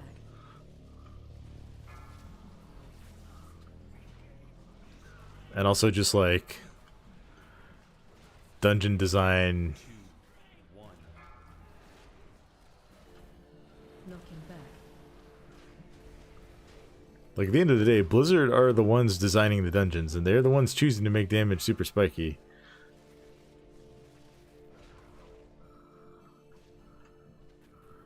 Knocking back. Come on.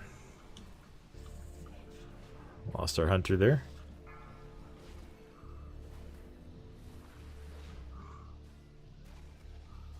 Knocking back.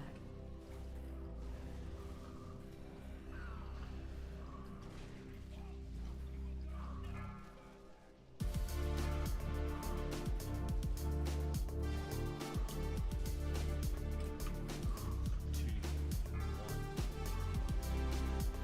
one. This is your set, just stand and run.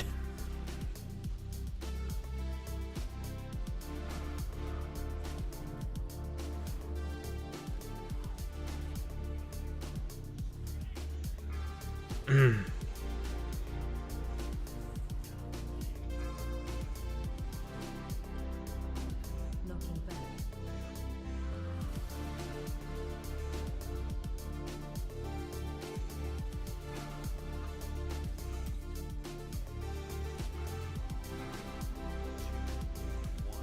Knocking back. Oh. Lost our monk there.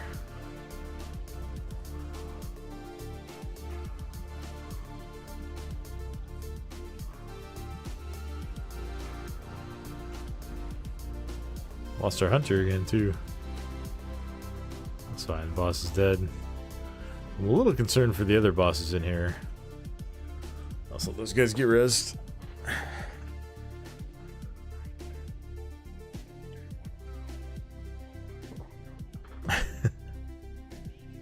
Just never going to Catwing again.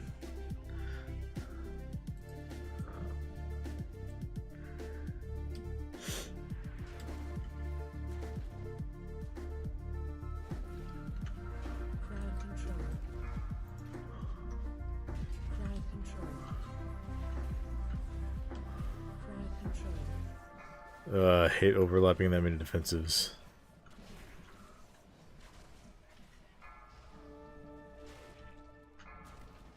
Interrupt. Three, two, one. Crowd control.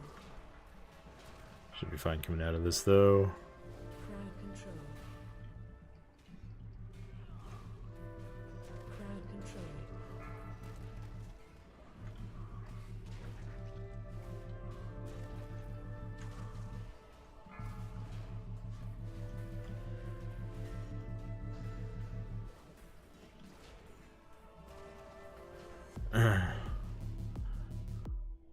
Warriors get drink breaks. What's the res? Watch your step. That's funny.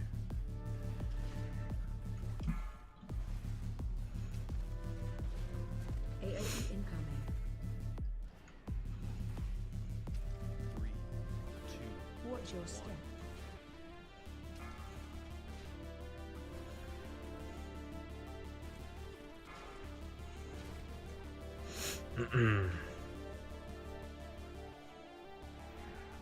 Watch your step.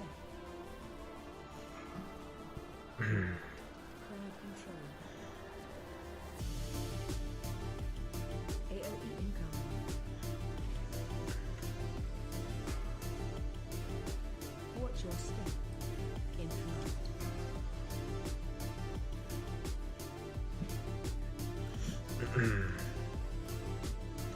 Watch your step. Crowd control.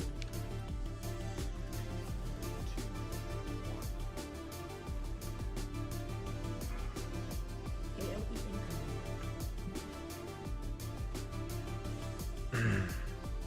Watch your step.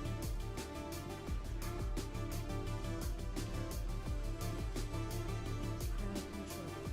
Almost lost our enter again there.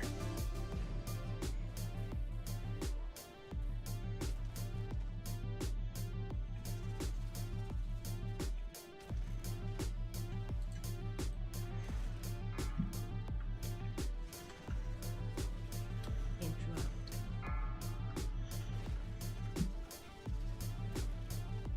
Shockwave. 3, 2, 1.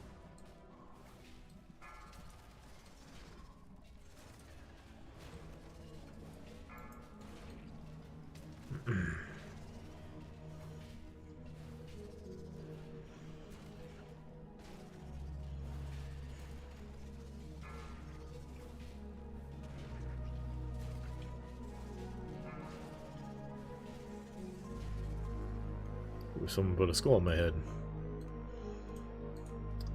We'll make that a triangle.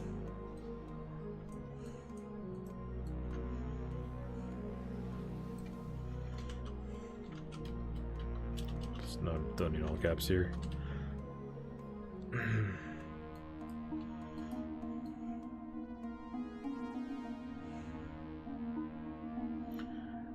Wish they could bring Master back to how it was when Stagger actually makes some smooth damage a lot. The yo-yo health and self-healing in Dragonflight made me so sad. Defensive.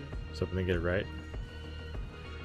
It does feel a little bit weird sometimes, because like Stagger is supposed to smooth your damage out of time. And like, sometimes it works, but sometimes you feel like it gets very, very ping-pongy for sure. Defensive.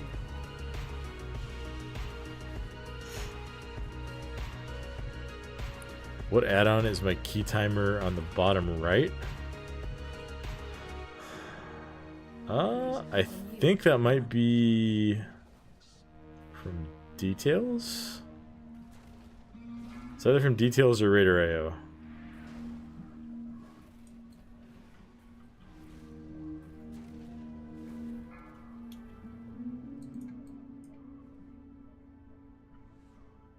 Three, two, one. Yeah, I'm not sure. I don't know if I've ever noticed that before, actually.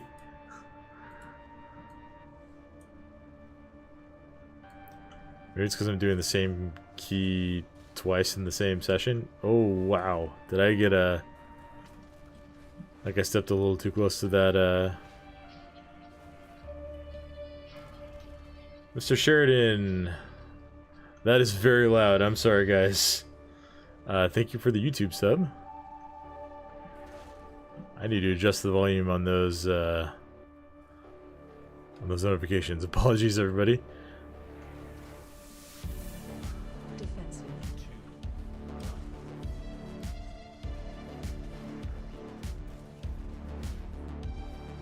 Spread.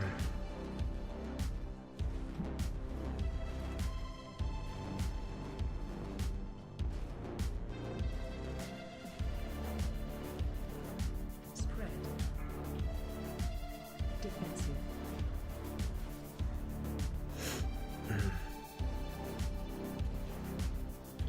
We'll take a second to do that after this boss fight. Spread.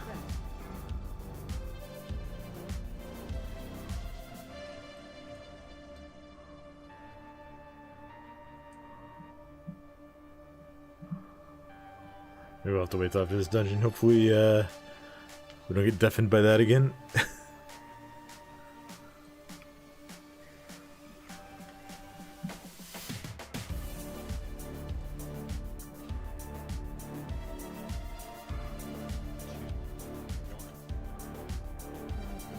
these guys stacked up here as best we can.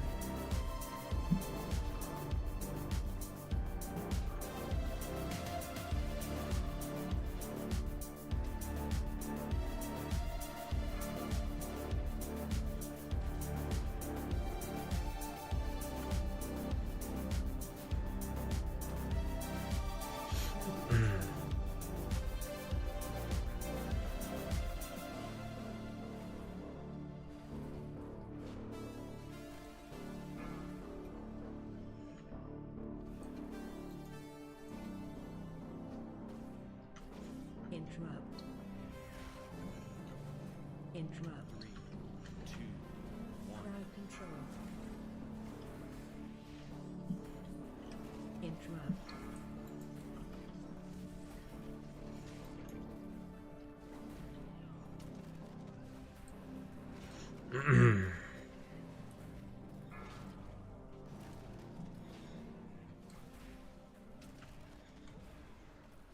Crowd control.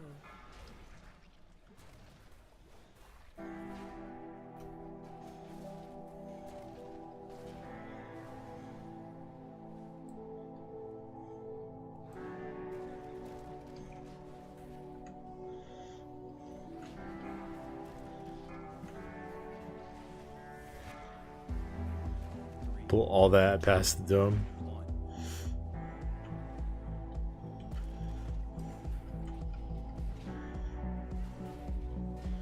Each dome should be one pull. That's probably fair.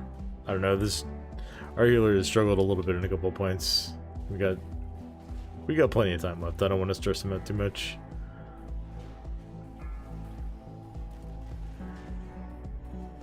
If this wasn't a full puck, I would be more aggressive.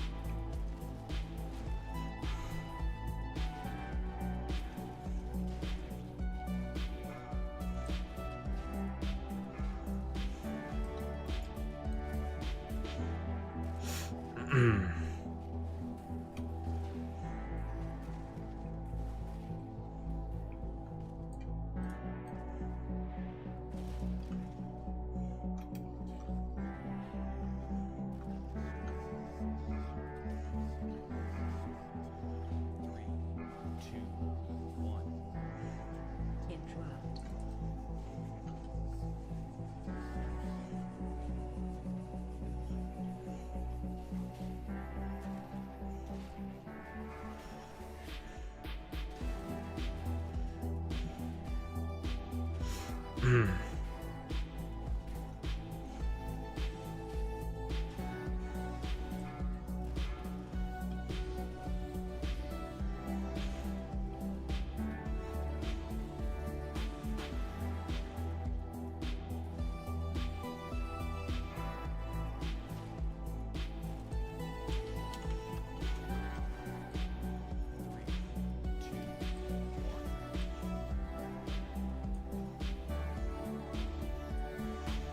Take a sip while our healer takes a sip.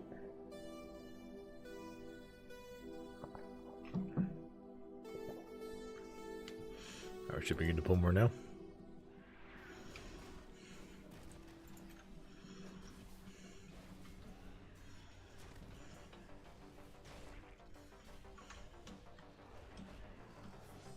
Interrupt.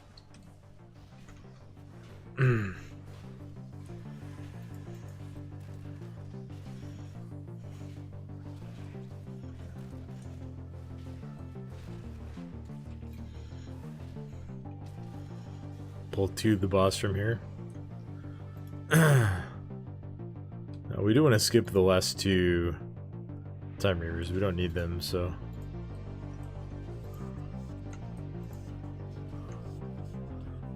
I like to pull these back in the hallway here.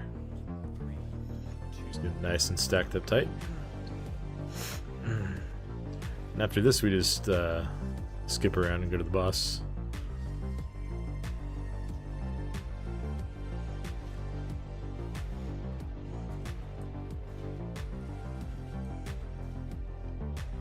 Jump forward. Yeah.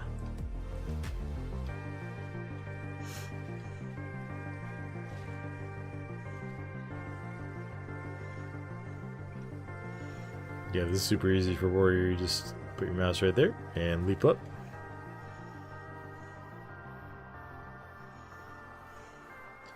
And wait for everybody else to catch up. Looks like they mostly made it without issue.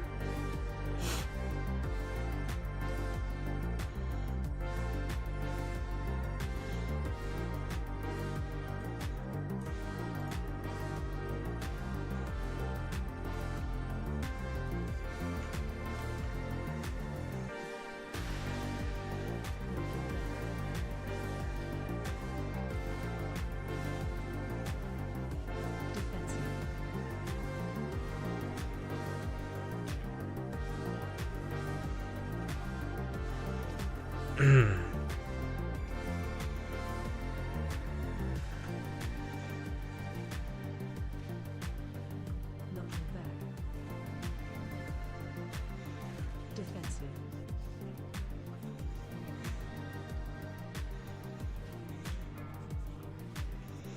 We gotta rewind time flow here.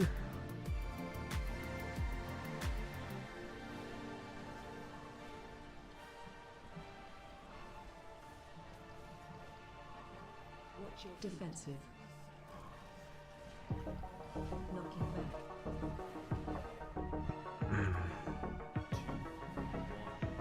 No, that's not good.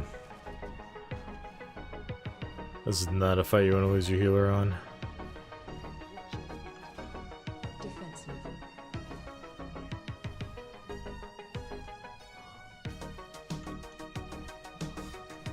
Knocking back.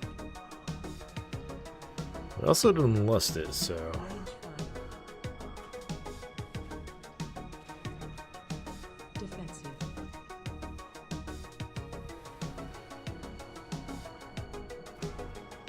alright, we lost our monk too. Yeah, this is gonna be a wipe. Just stand outside of this.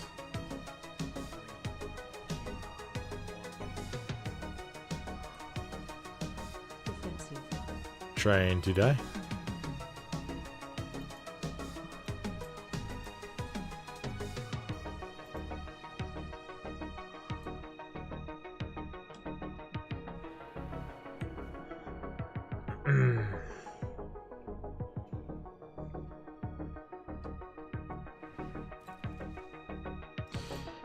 Well, hopefully this healer can figure it out. He is maybe a little on the undergeared side for this. I think he was only 509, but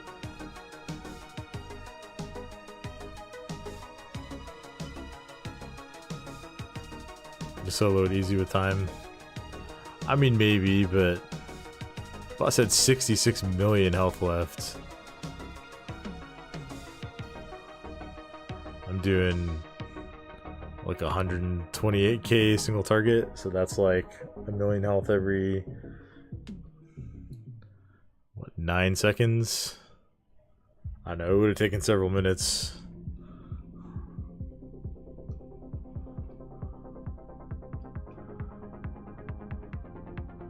Feel bad for this guy. He's just kind of like dooming in party chat.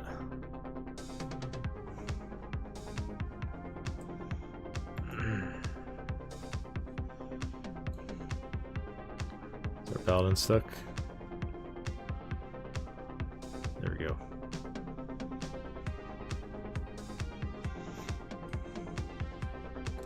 But we got one more shot to get this done in the timer.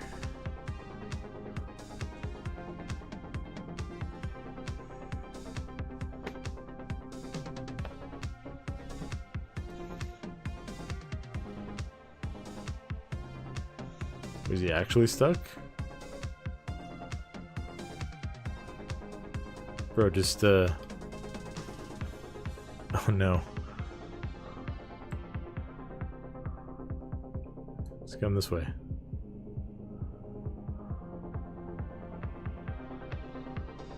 Oh no. Thalen's having a hard time here.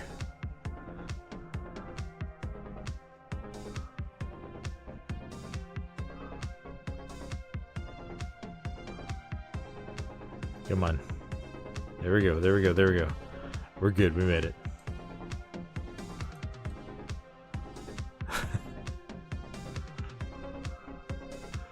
Listen, man, sometimes the controls are, sometimes the controls are not on your side. That's all I'll say. Defensive.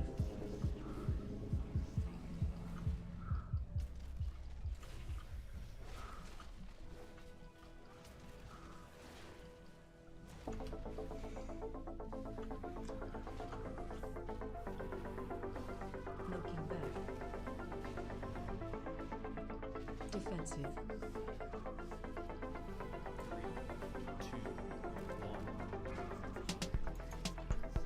I feel bad for this healer. He's like trying so hard.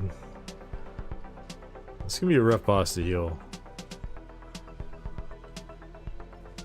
Doesn't help when people are like completely ignoring the Defensive. mechanic here. Knocking back.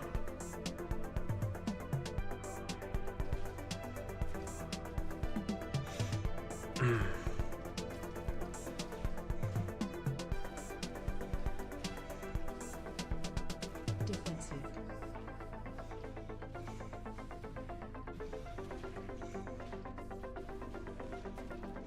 Knocking back.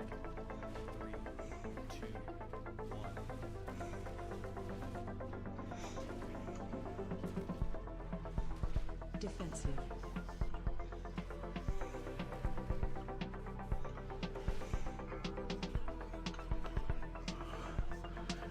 Okay, we're just letting the Incorp get off too.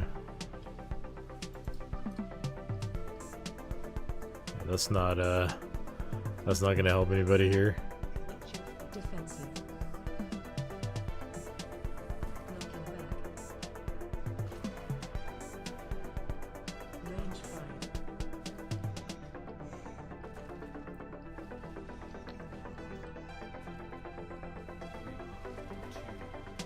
Defensive. Watch your feet. Oh, I'm in trouble. We got another Incorp going off. Nice. Watch your feet. Range fire. Watch your feet. Defensive. He's just like chain going off now.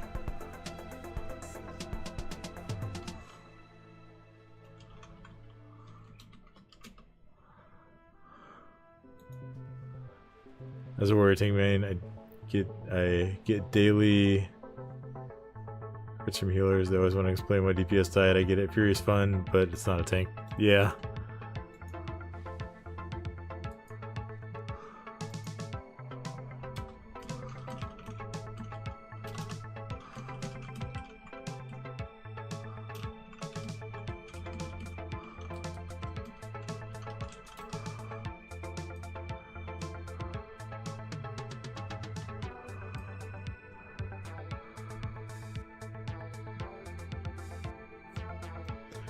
Well, we've missed the timer here, which is very sad because that makes the crest farming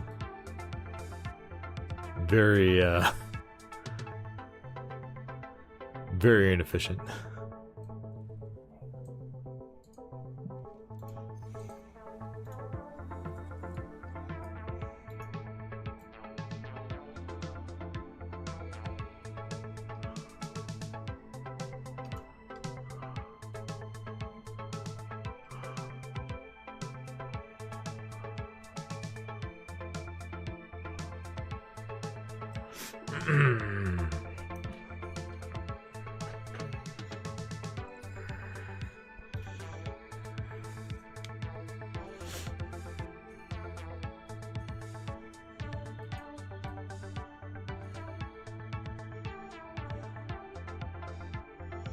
Alright, well, here we go.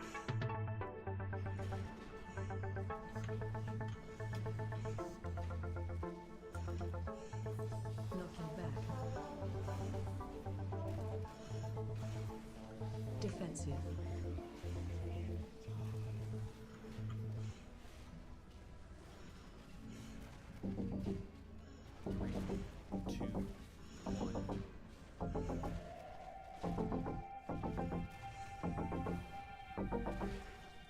Defensive.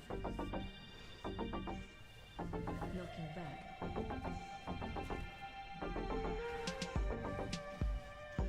And healer's down.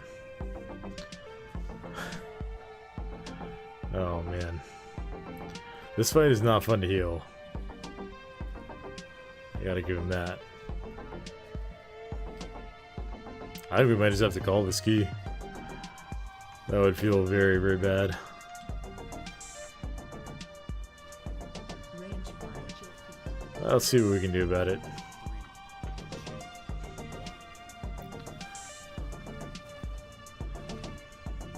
Defensive. I mean, the big problem is like Incorp is just gonna make us rot out.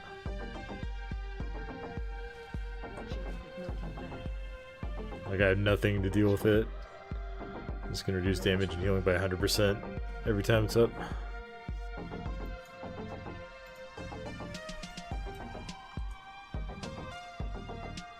The monk says read a guide and leaves the group.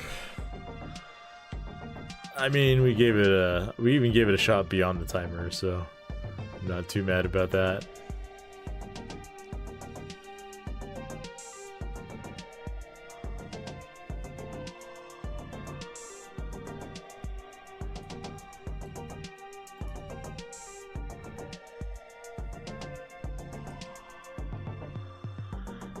Alright, well, we've got a 7 old men now. I don't know if I want to do that. Maybe we'll do someone else's 8 and then re-roll my key.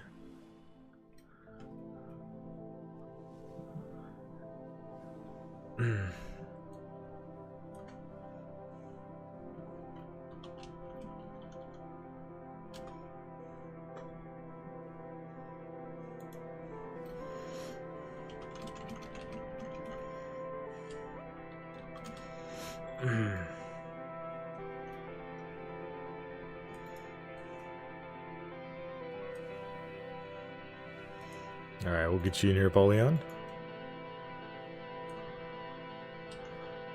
I can go Fury if you want to tank. I don't mind either way.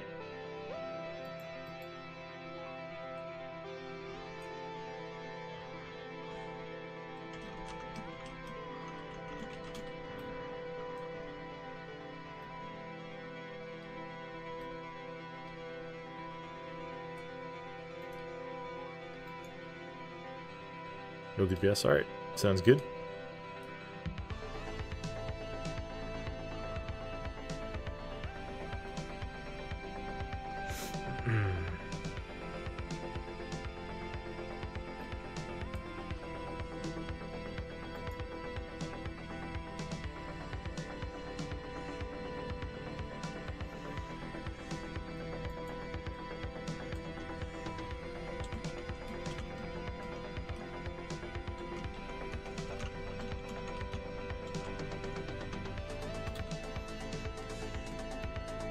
The downside of trying to farm 8s is if disaster strikes, you're stuck with a 7. We push it back up pretty easily, I think, though.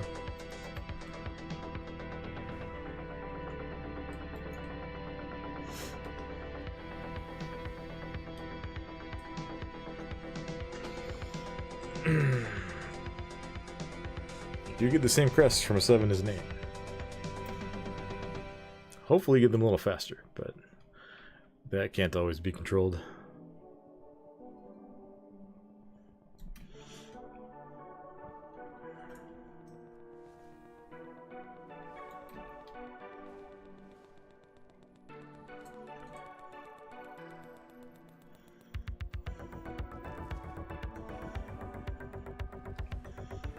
Let's gather some mithril while we're waiting here.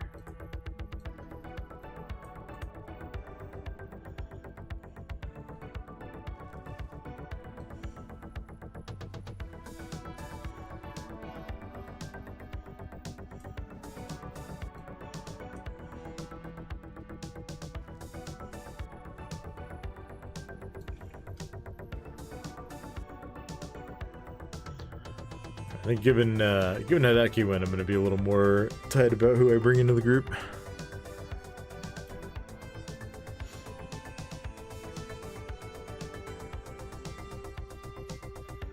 sure we're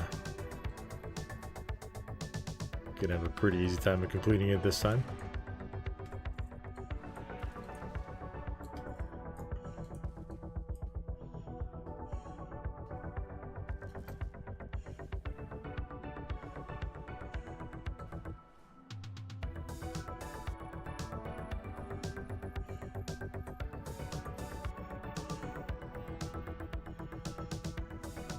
This DK should be fine.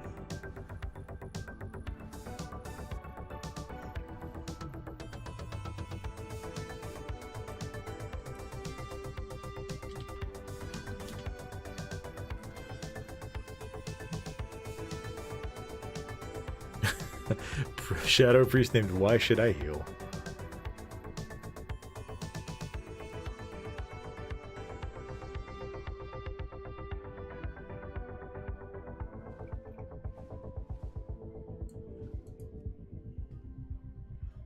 Ooh, we got a rare here.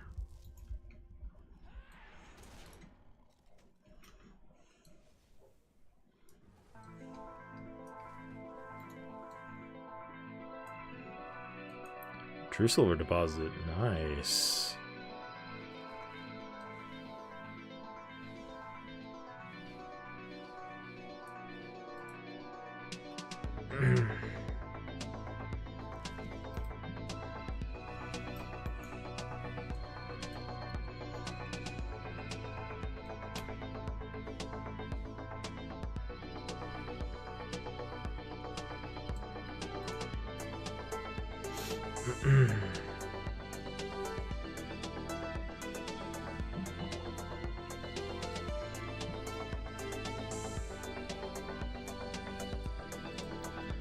A little more careful about what healer I pick this time.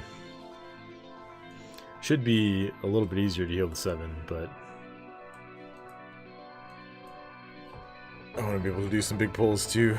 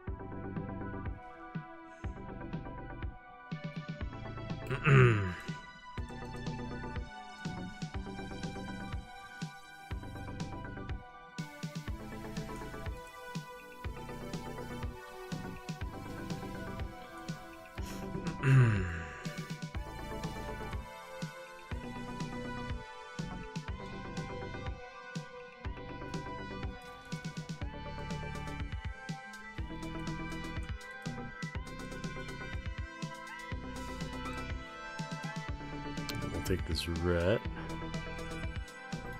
full plate stack. Let's go.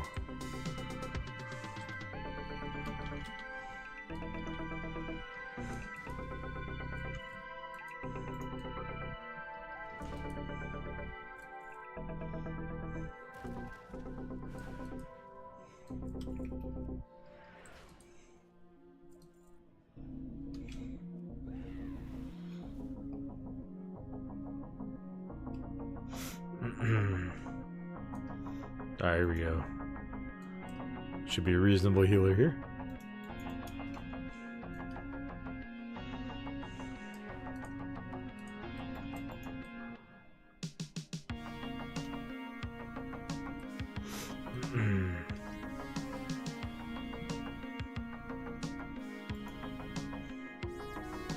Surely these are the colors of a winning group.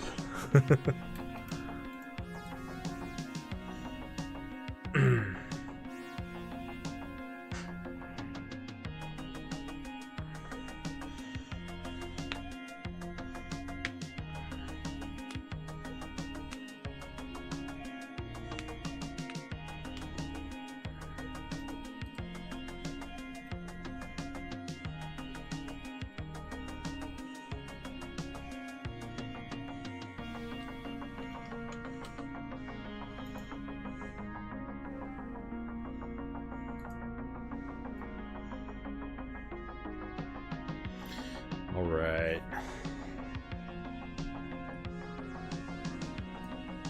Holdeman, take 3, I guess.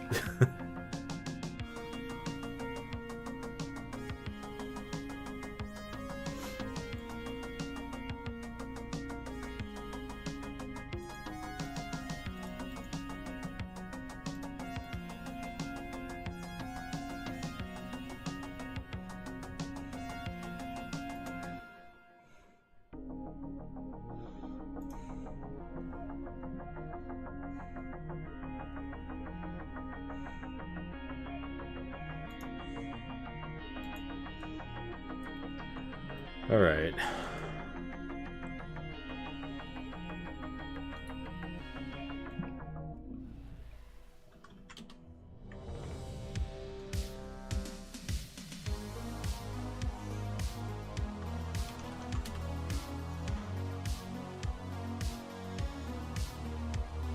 All right, this should be pretty easy.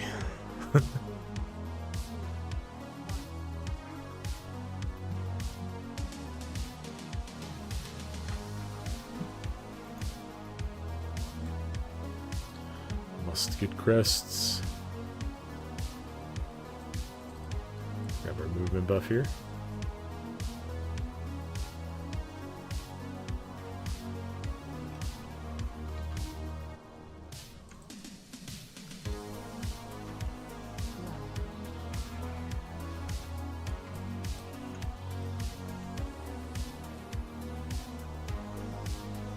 Ooh, that stuff just got deleted.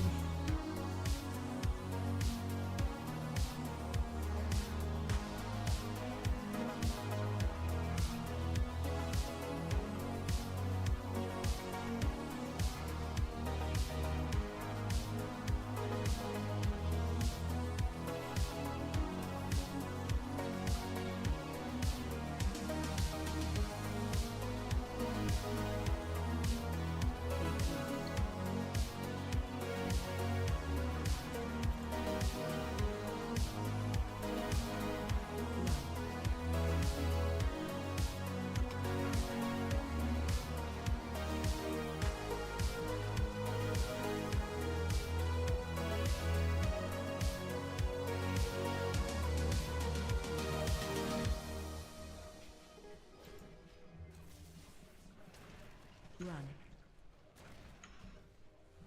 So something was dead. We'll move on.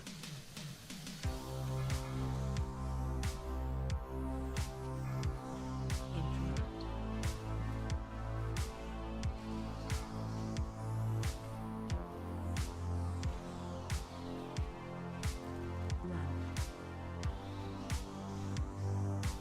Run.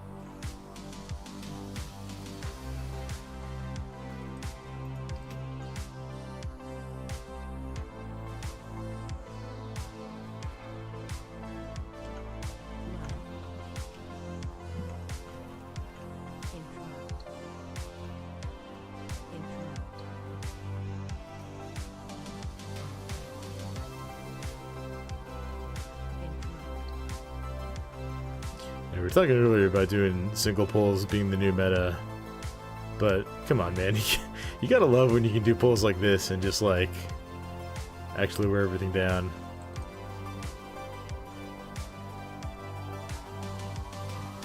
It's very satisfying.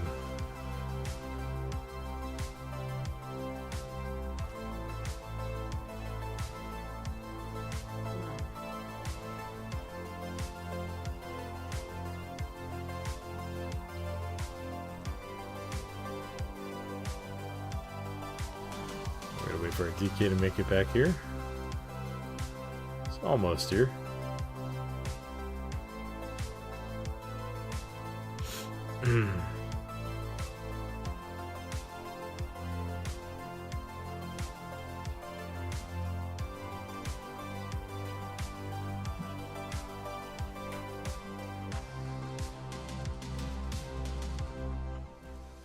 Watch your step. 3, 2, 1. Attack totem.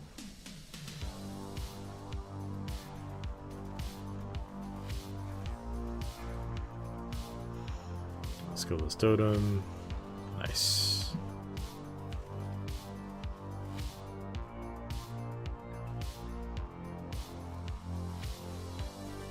Watch your step.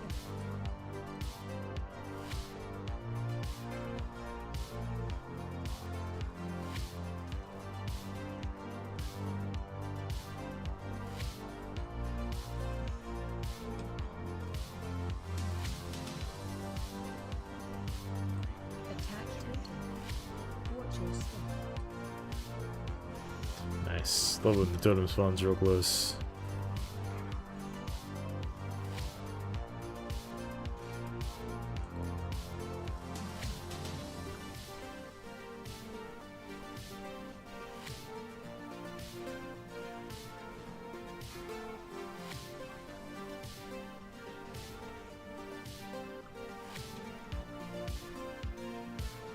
Watch your step.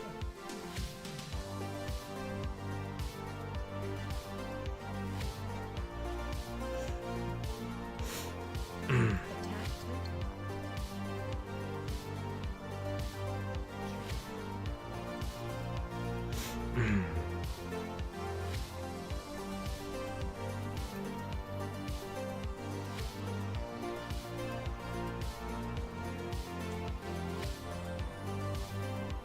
And we hold Ravager for Lost Dwarves.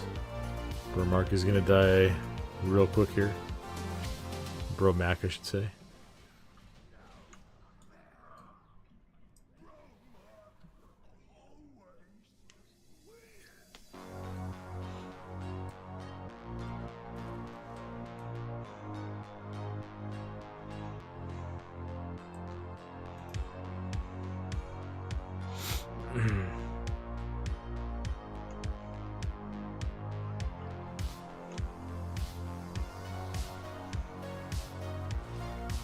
Charging.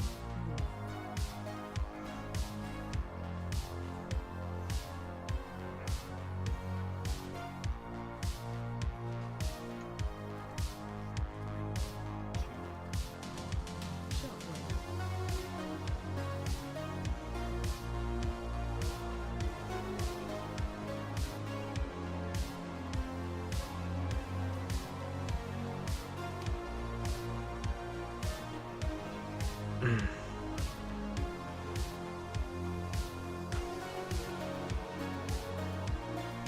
So we can get them all over here. Nice. Stacked up nice and tight.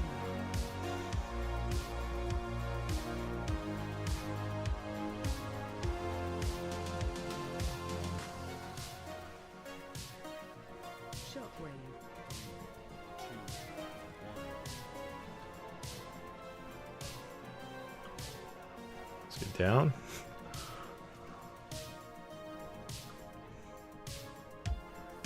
Charging. Move.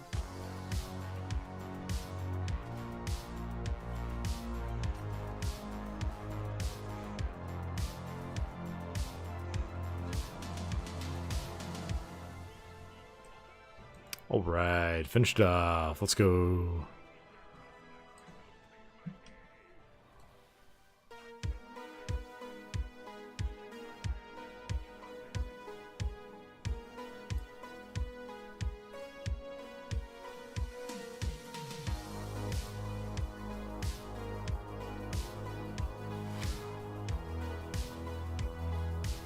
We're going big here.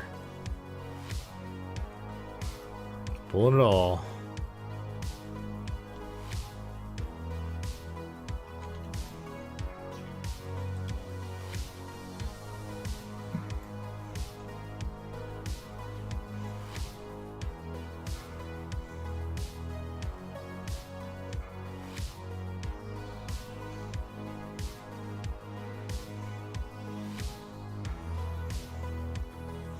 That rep pally DPS. Keeping his anvil stacks. It is paying off.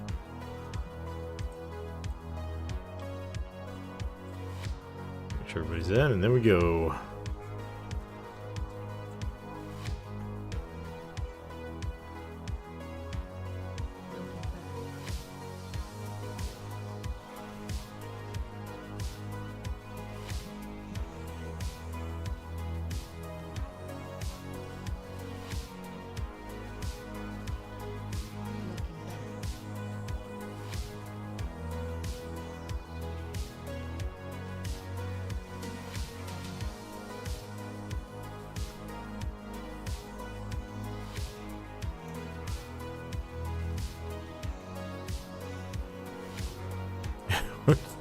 Just chain stunning boss.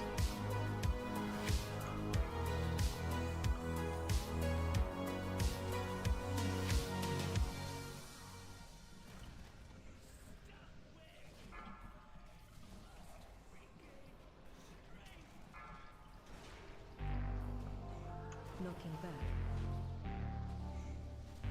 3, 2, 1.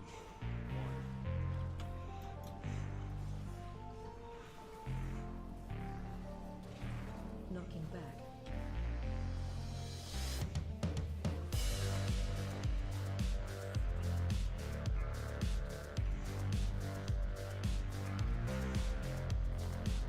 Knocking back.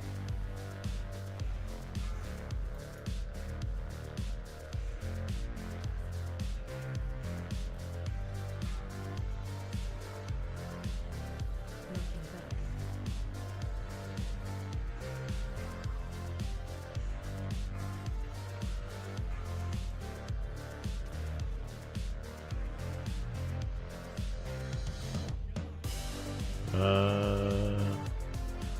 Let's see, we're trying to get a sip. Apparently not. We're just going. Alright. Keep up, boys. Here we go. In front. Let's line aside it back around this corner.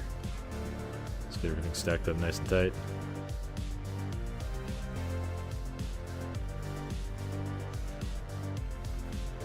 So that spell reflect will probably reflect something here immediately. In front.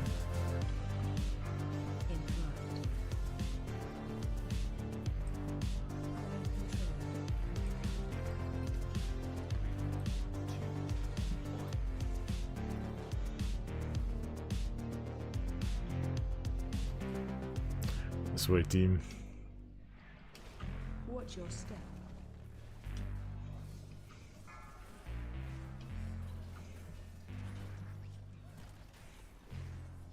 AOE incoming. Watch your step.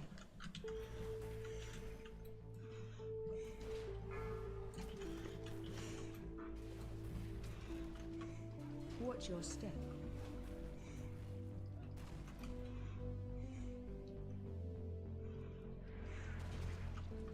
Watch your step.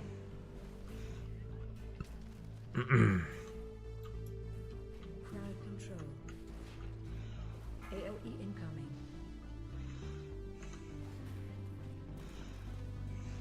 Watch your step.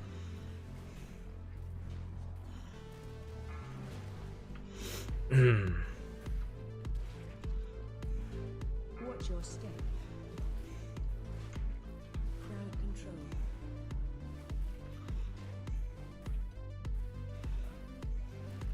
incoming.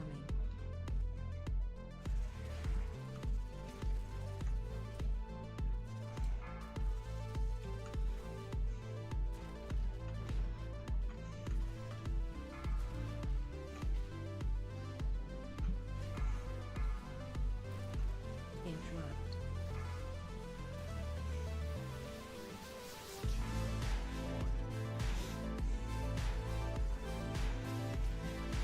Yeah, this has been a good key so far. Nice, fun key.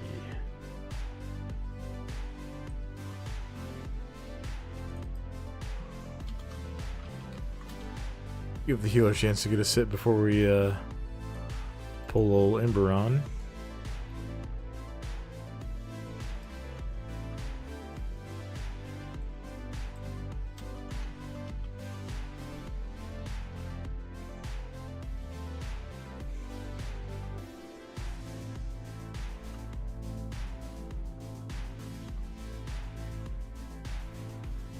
Ah, it feels bad.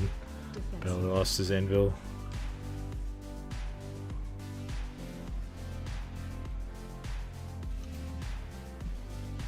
Spread.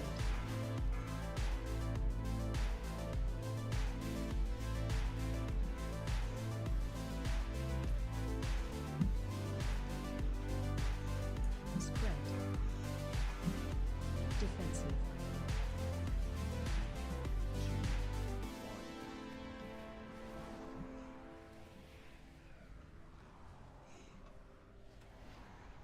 Laser on you. Run.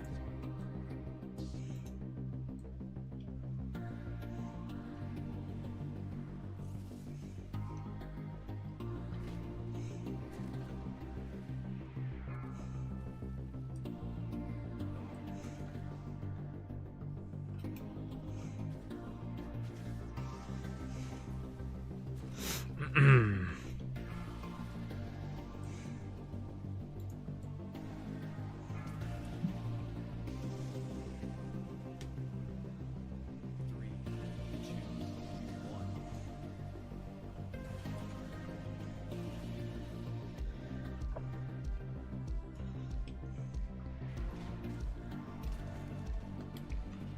Defensive.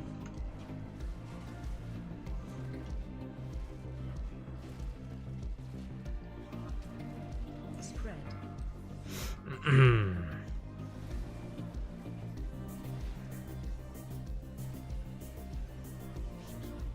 And busted. Let's go.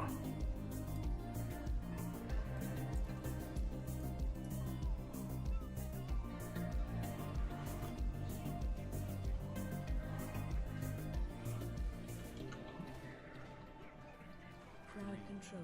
Two, one.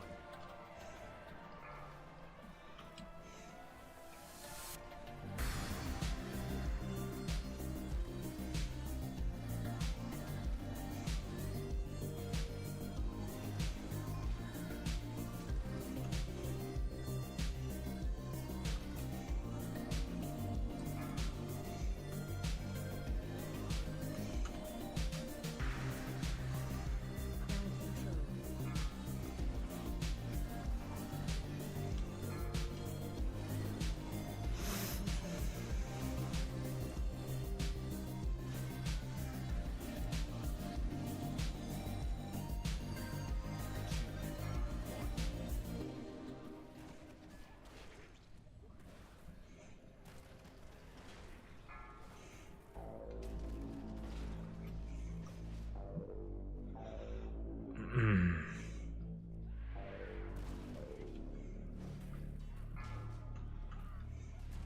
Interrupt.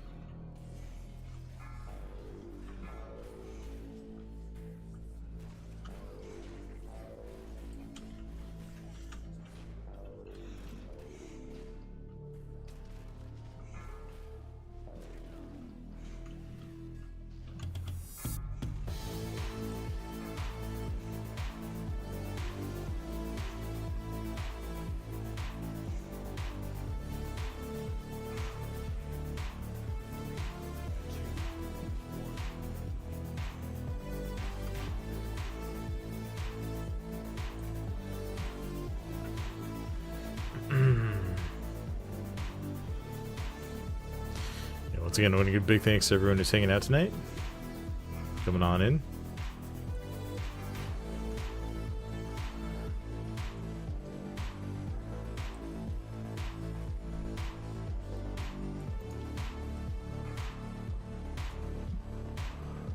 Let me know if you guys have any questions about what we're doing or my takes on the tank changes that came in today. I made a whole video on that, but happy to chat and share about thoughts, hopes, dreams, shattered though they may be.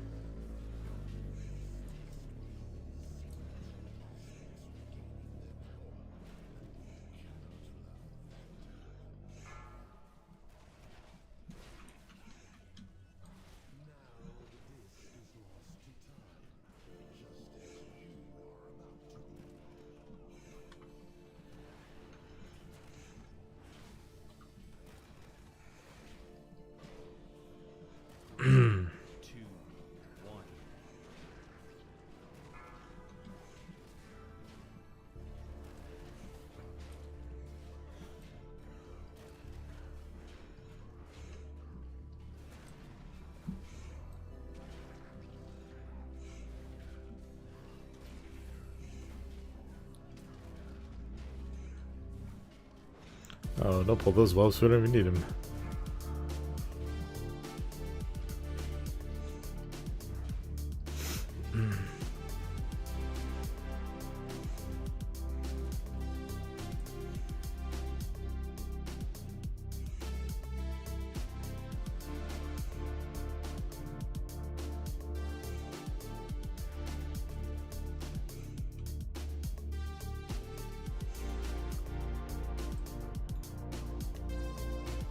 All right.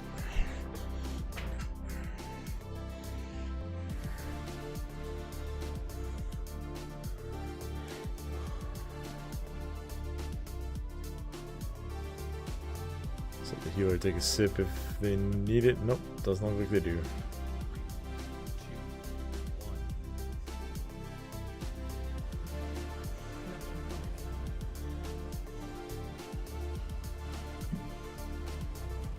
Defensive. Okay, I'm going up the dais here.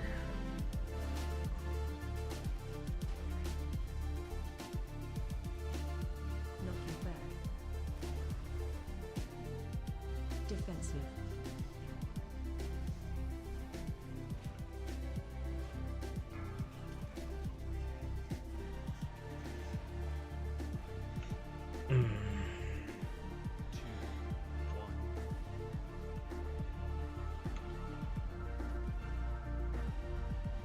Defensive. Knocking back.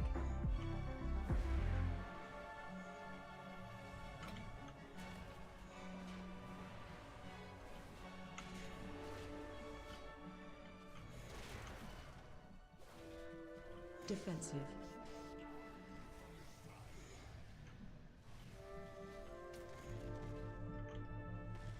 Knocking back.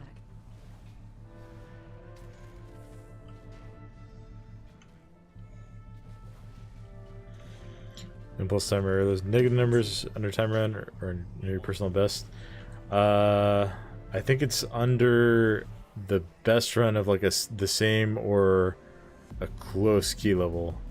So like, this is probably relative to the +8 we did earlier tonight, which we did +3. We're not quite on track to +3 this one, but actually no, it might have been the, I think it was the Halls of Infusion that we +3'd.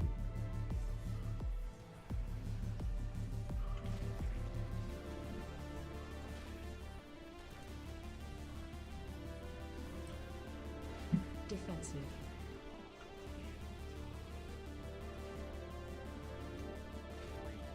Two, one. Knocking back.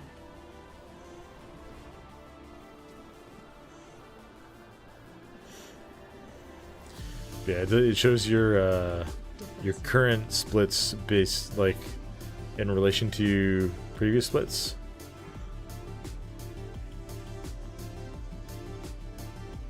It shows green if you're under, it would be red if you're over.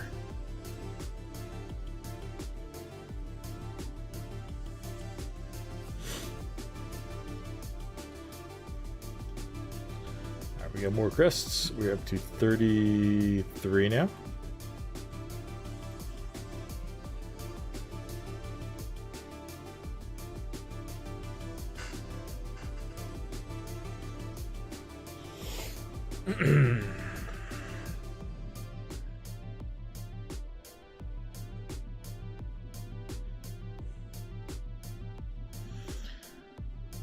All right.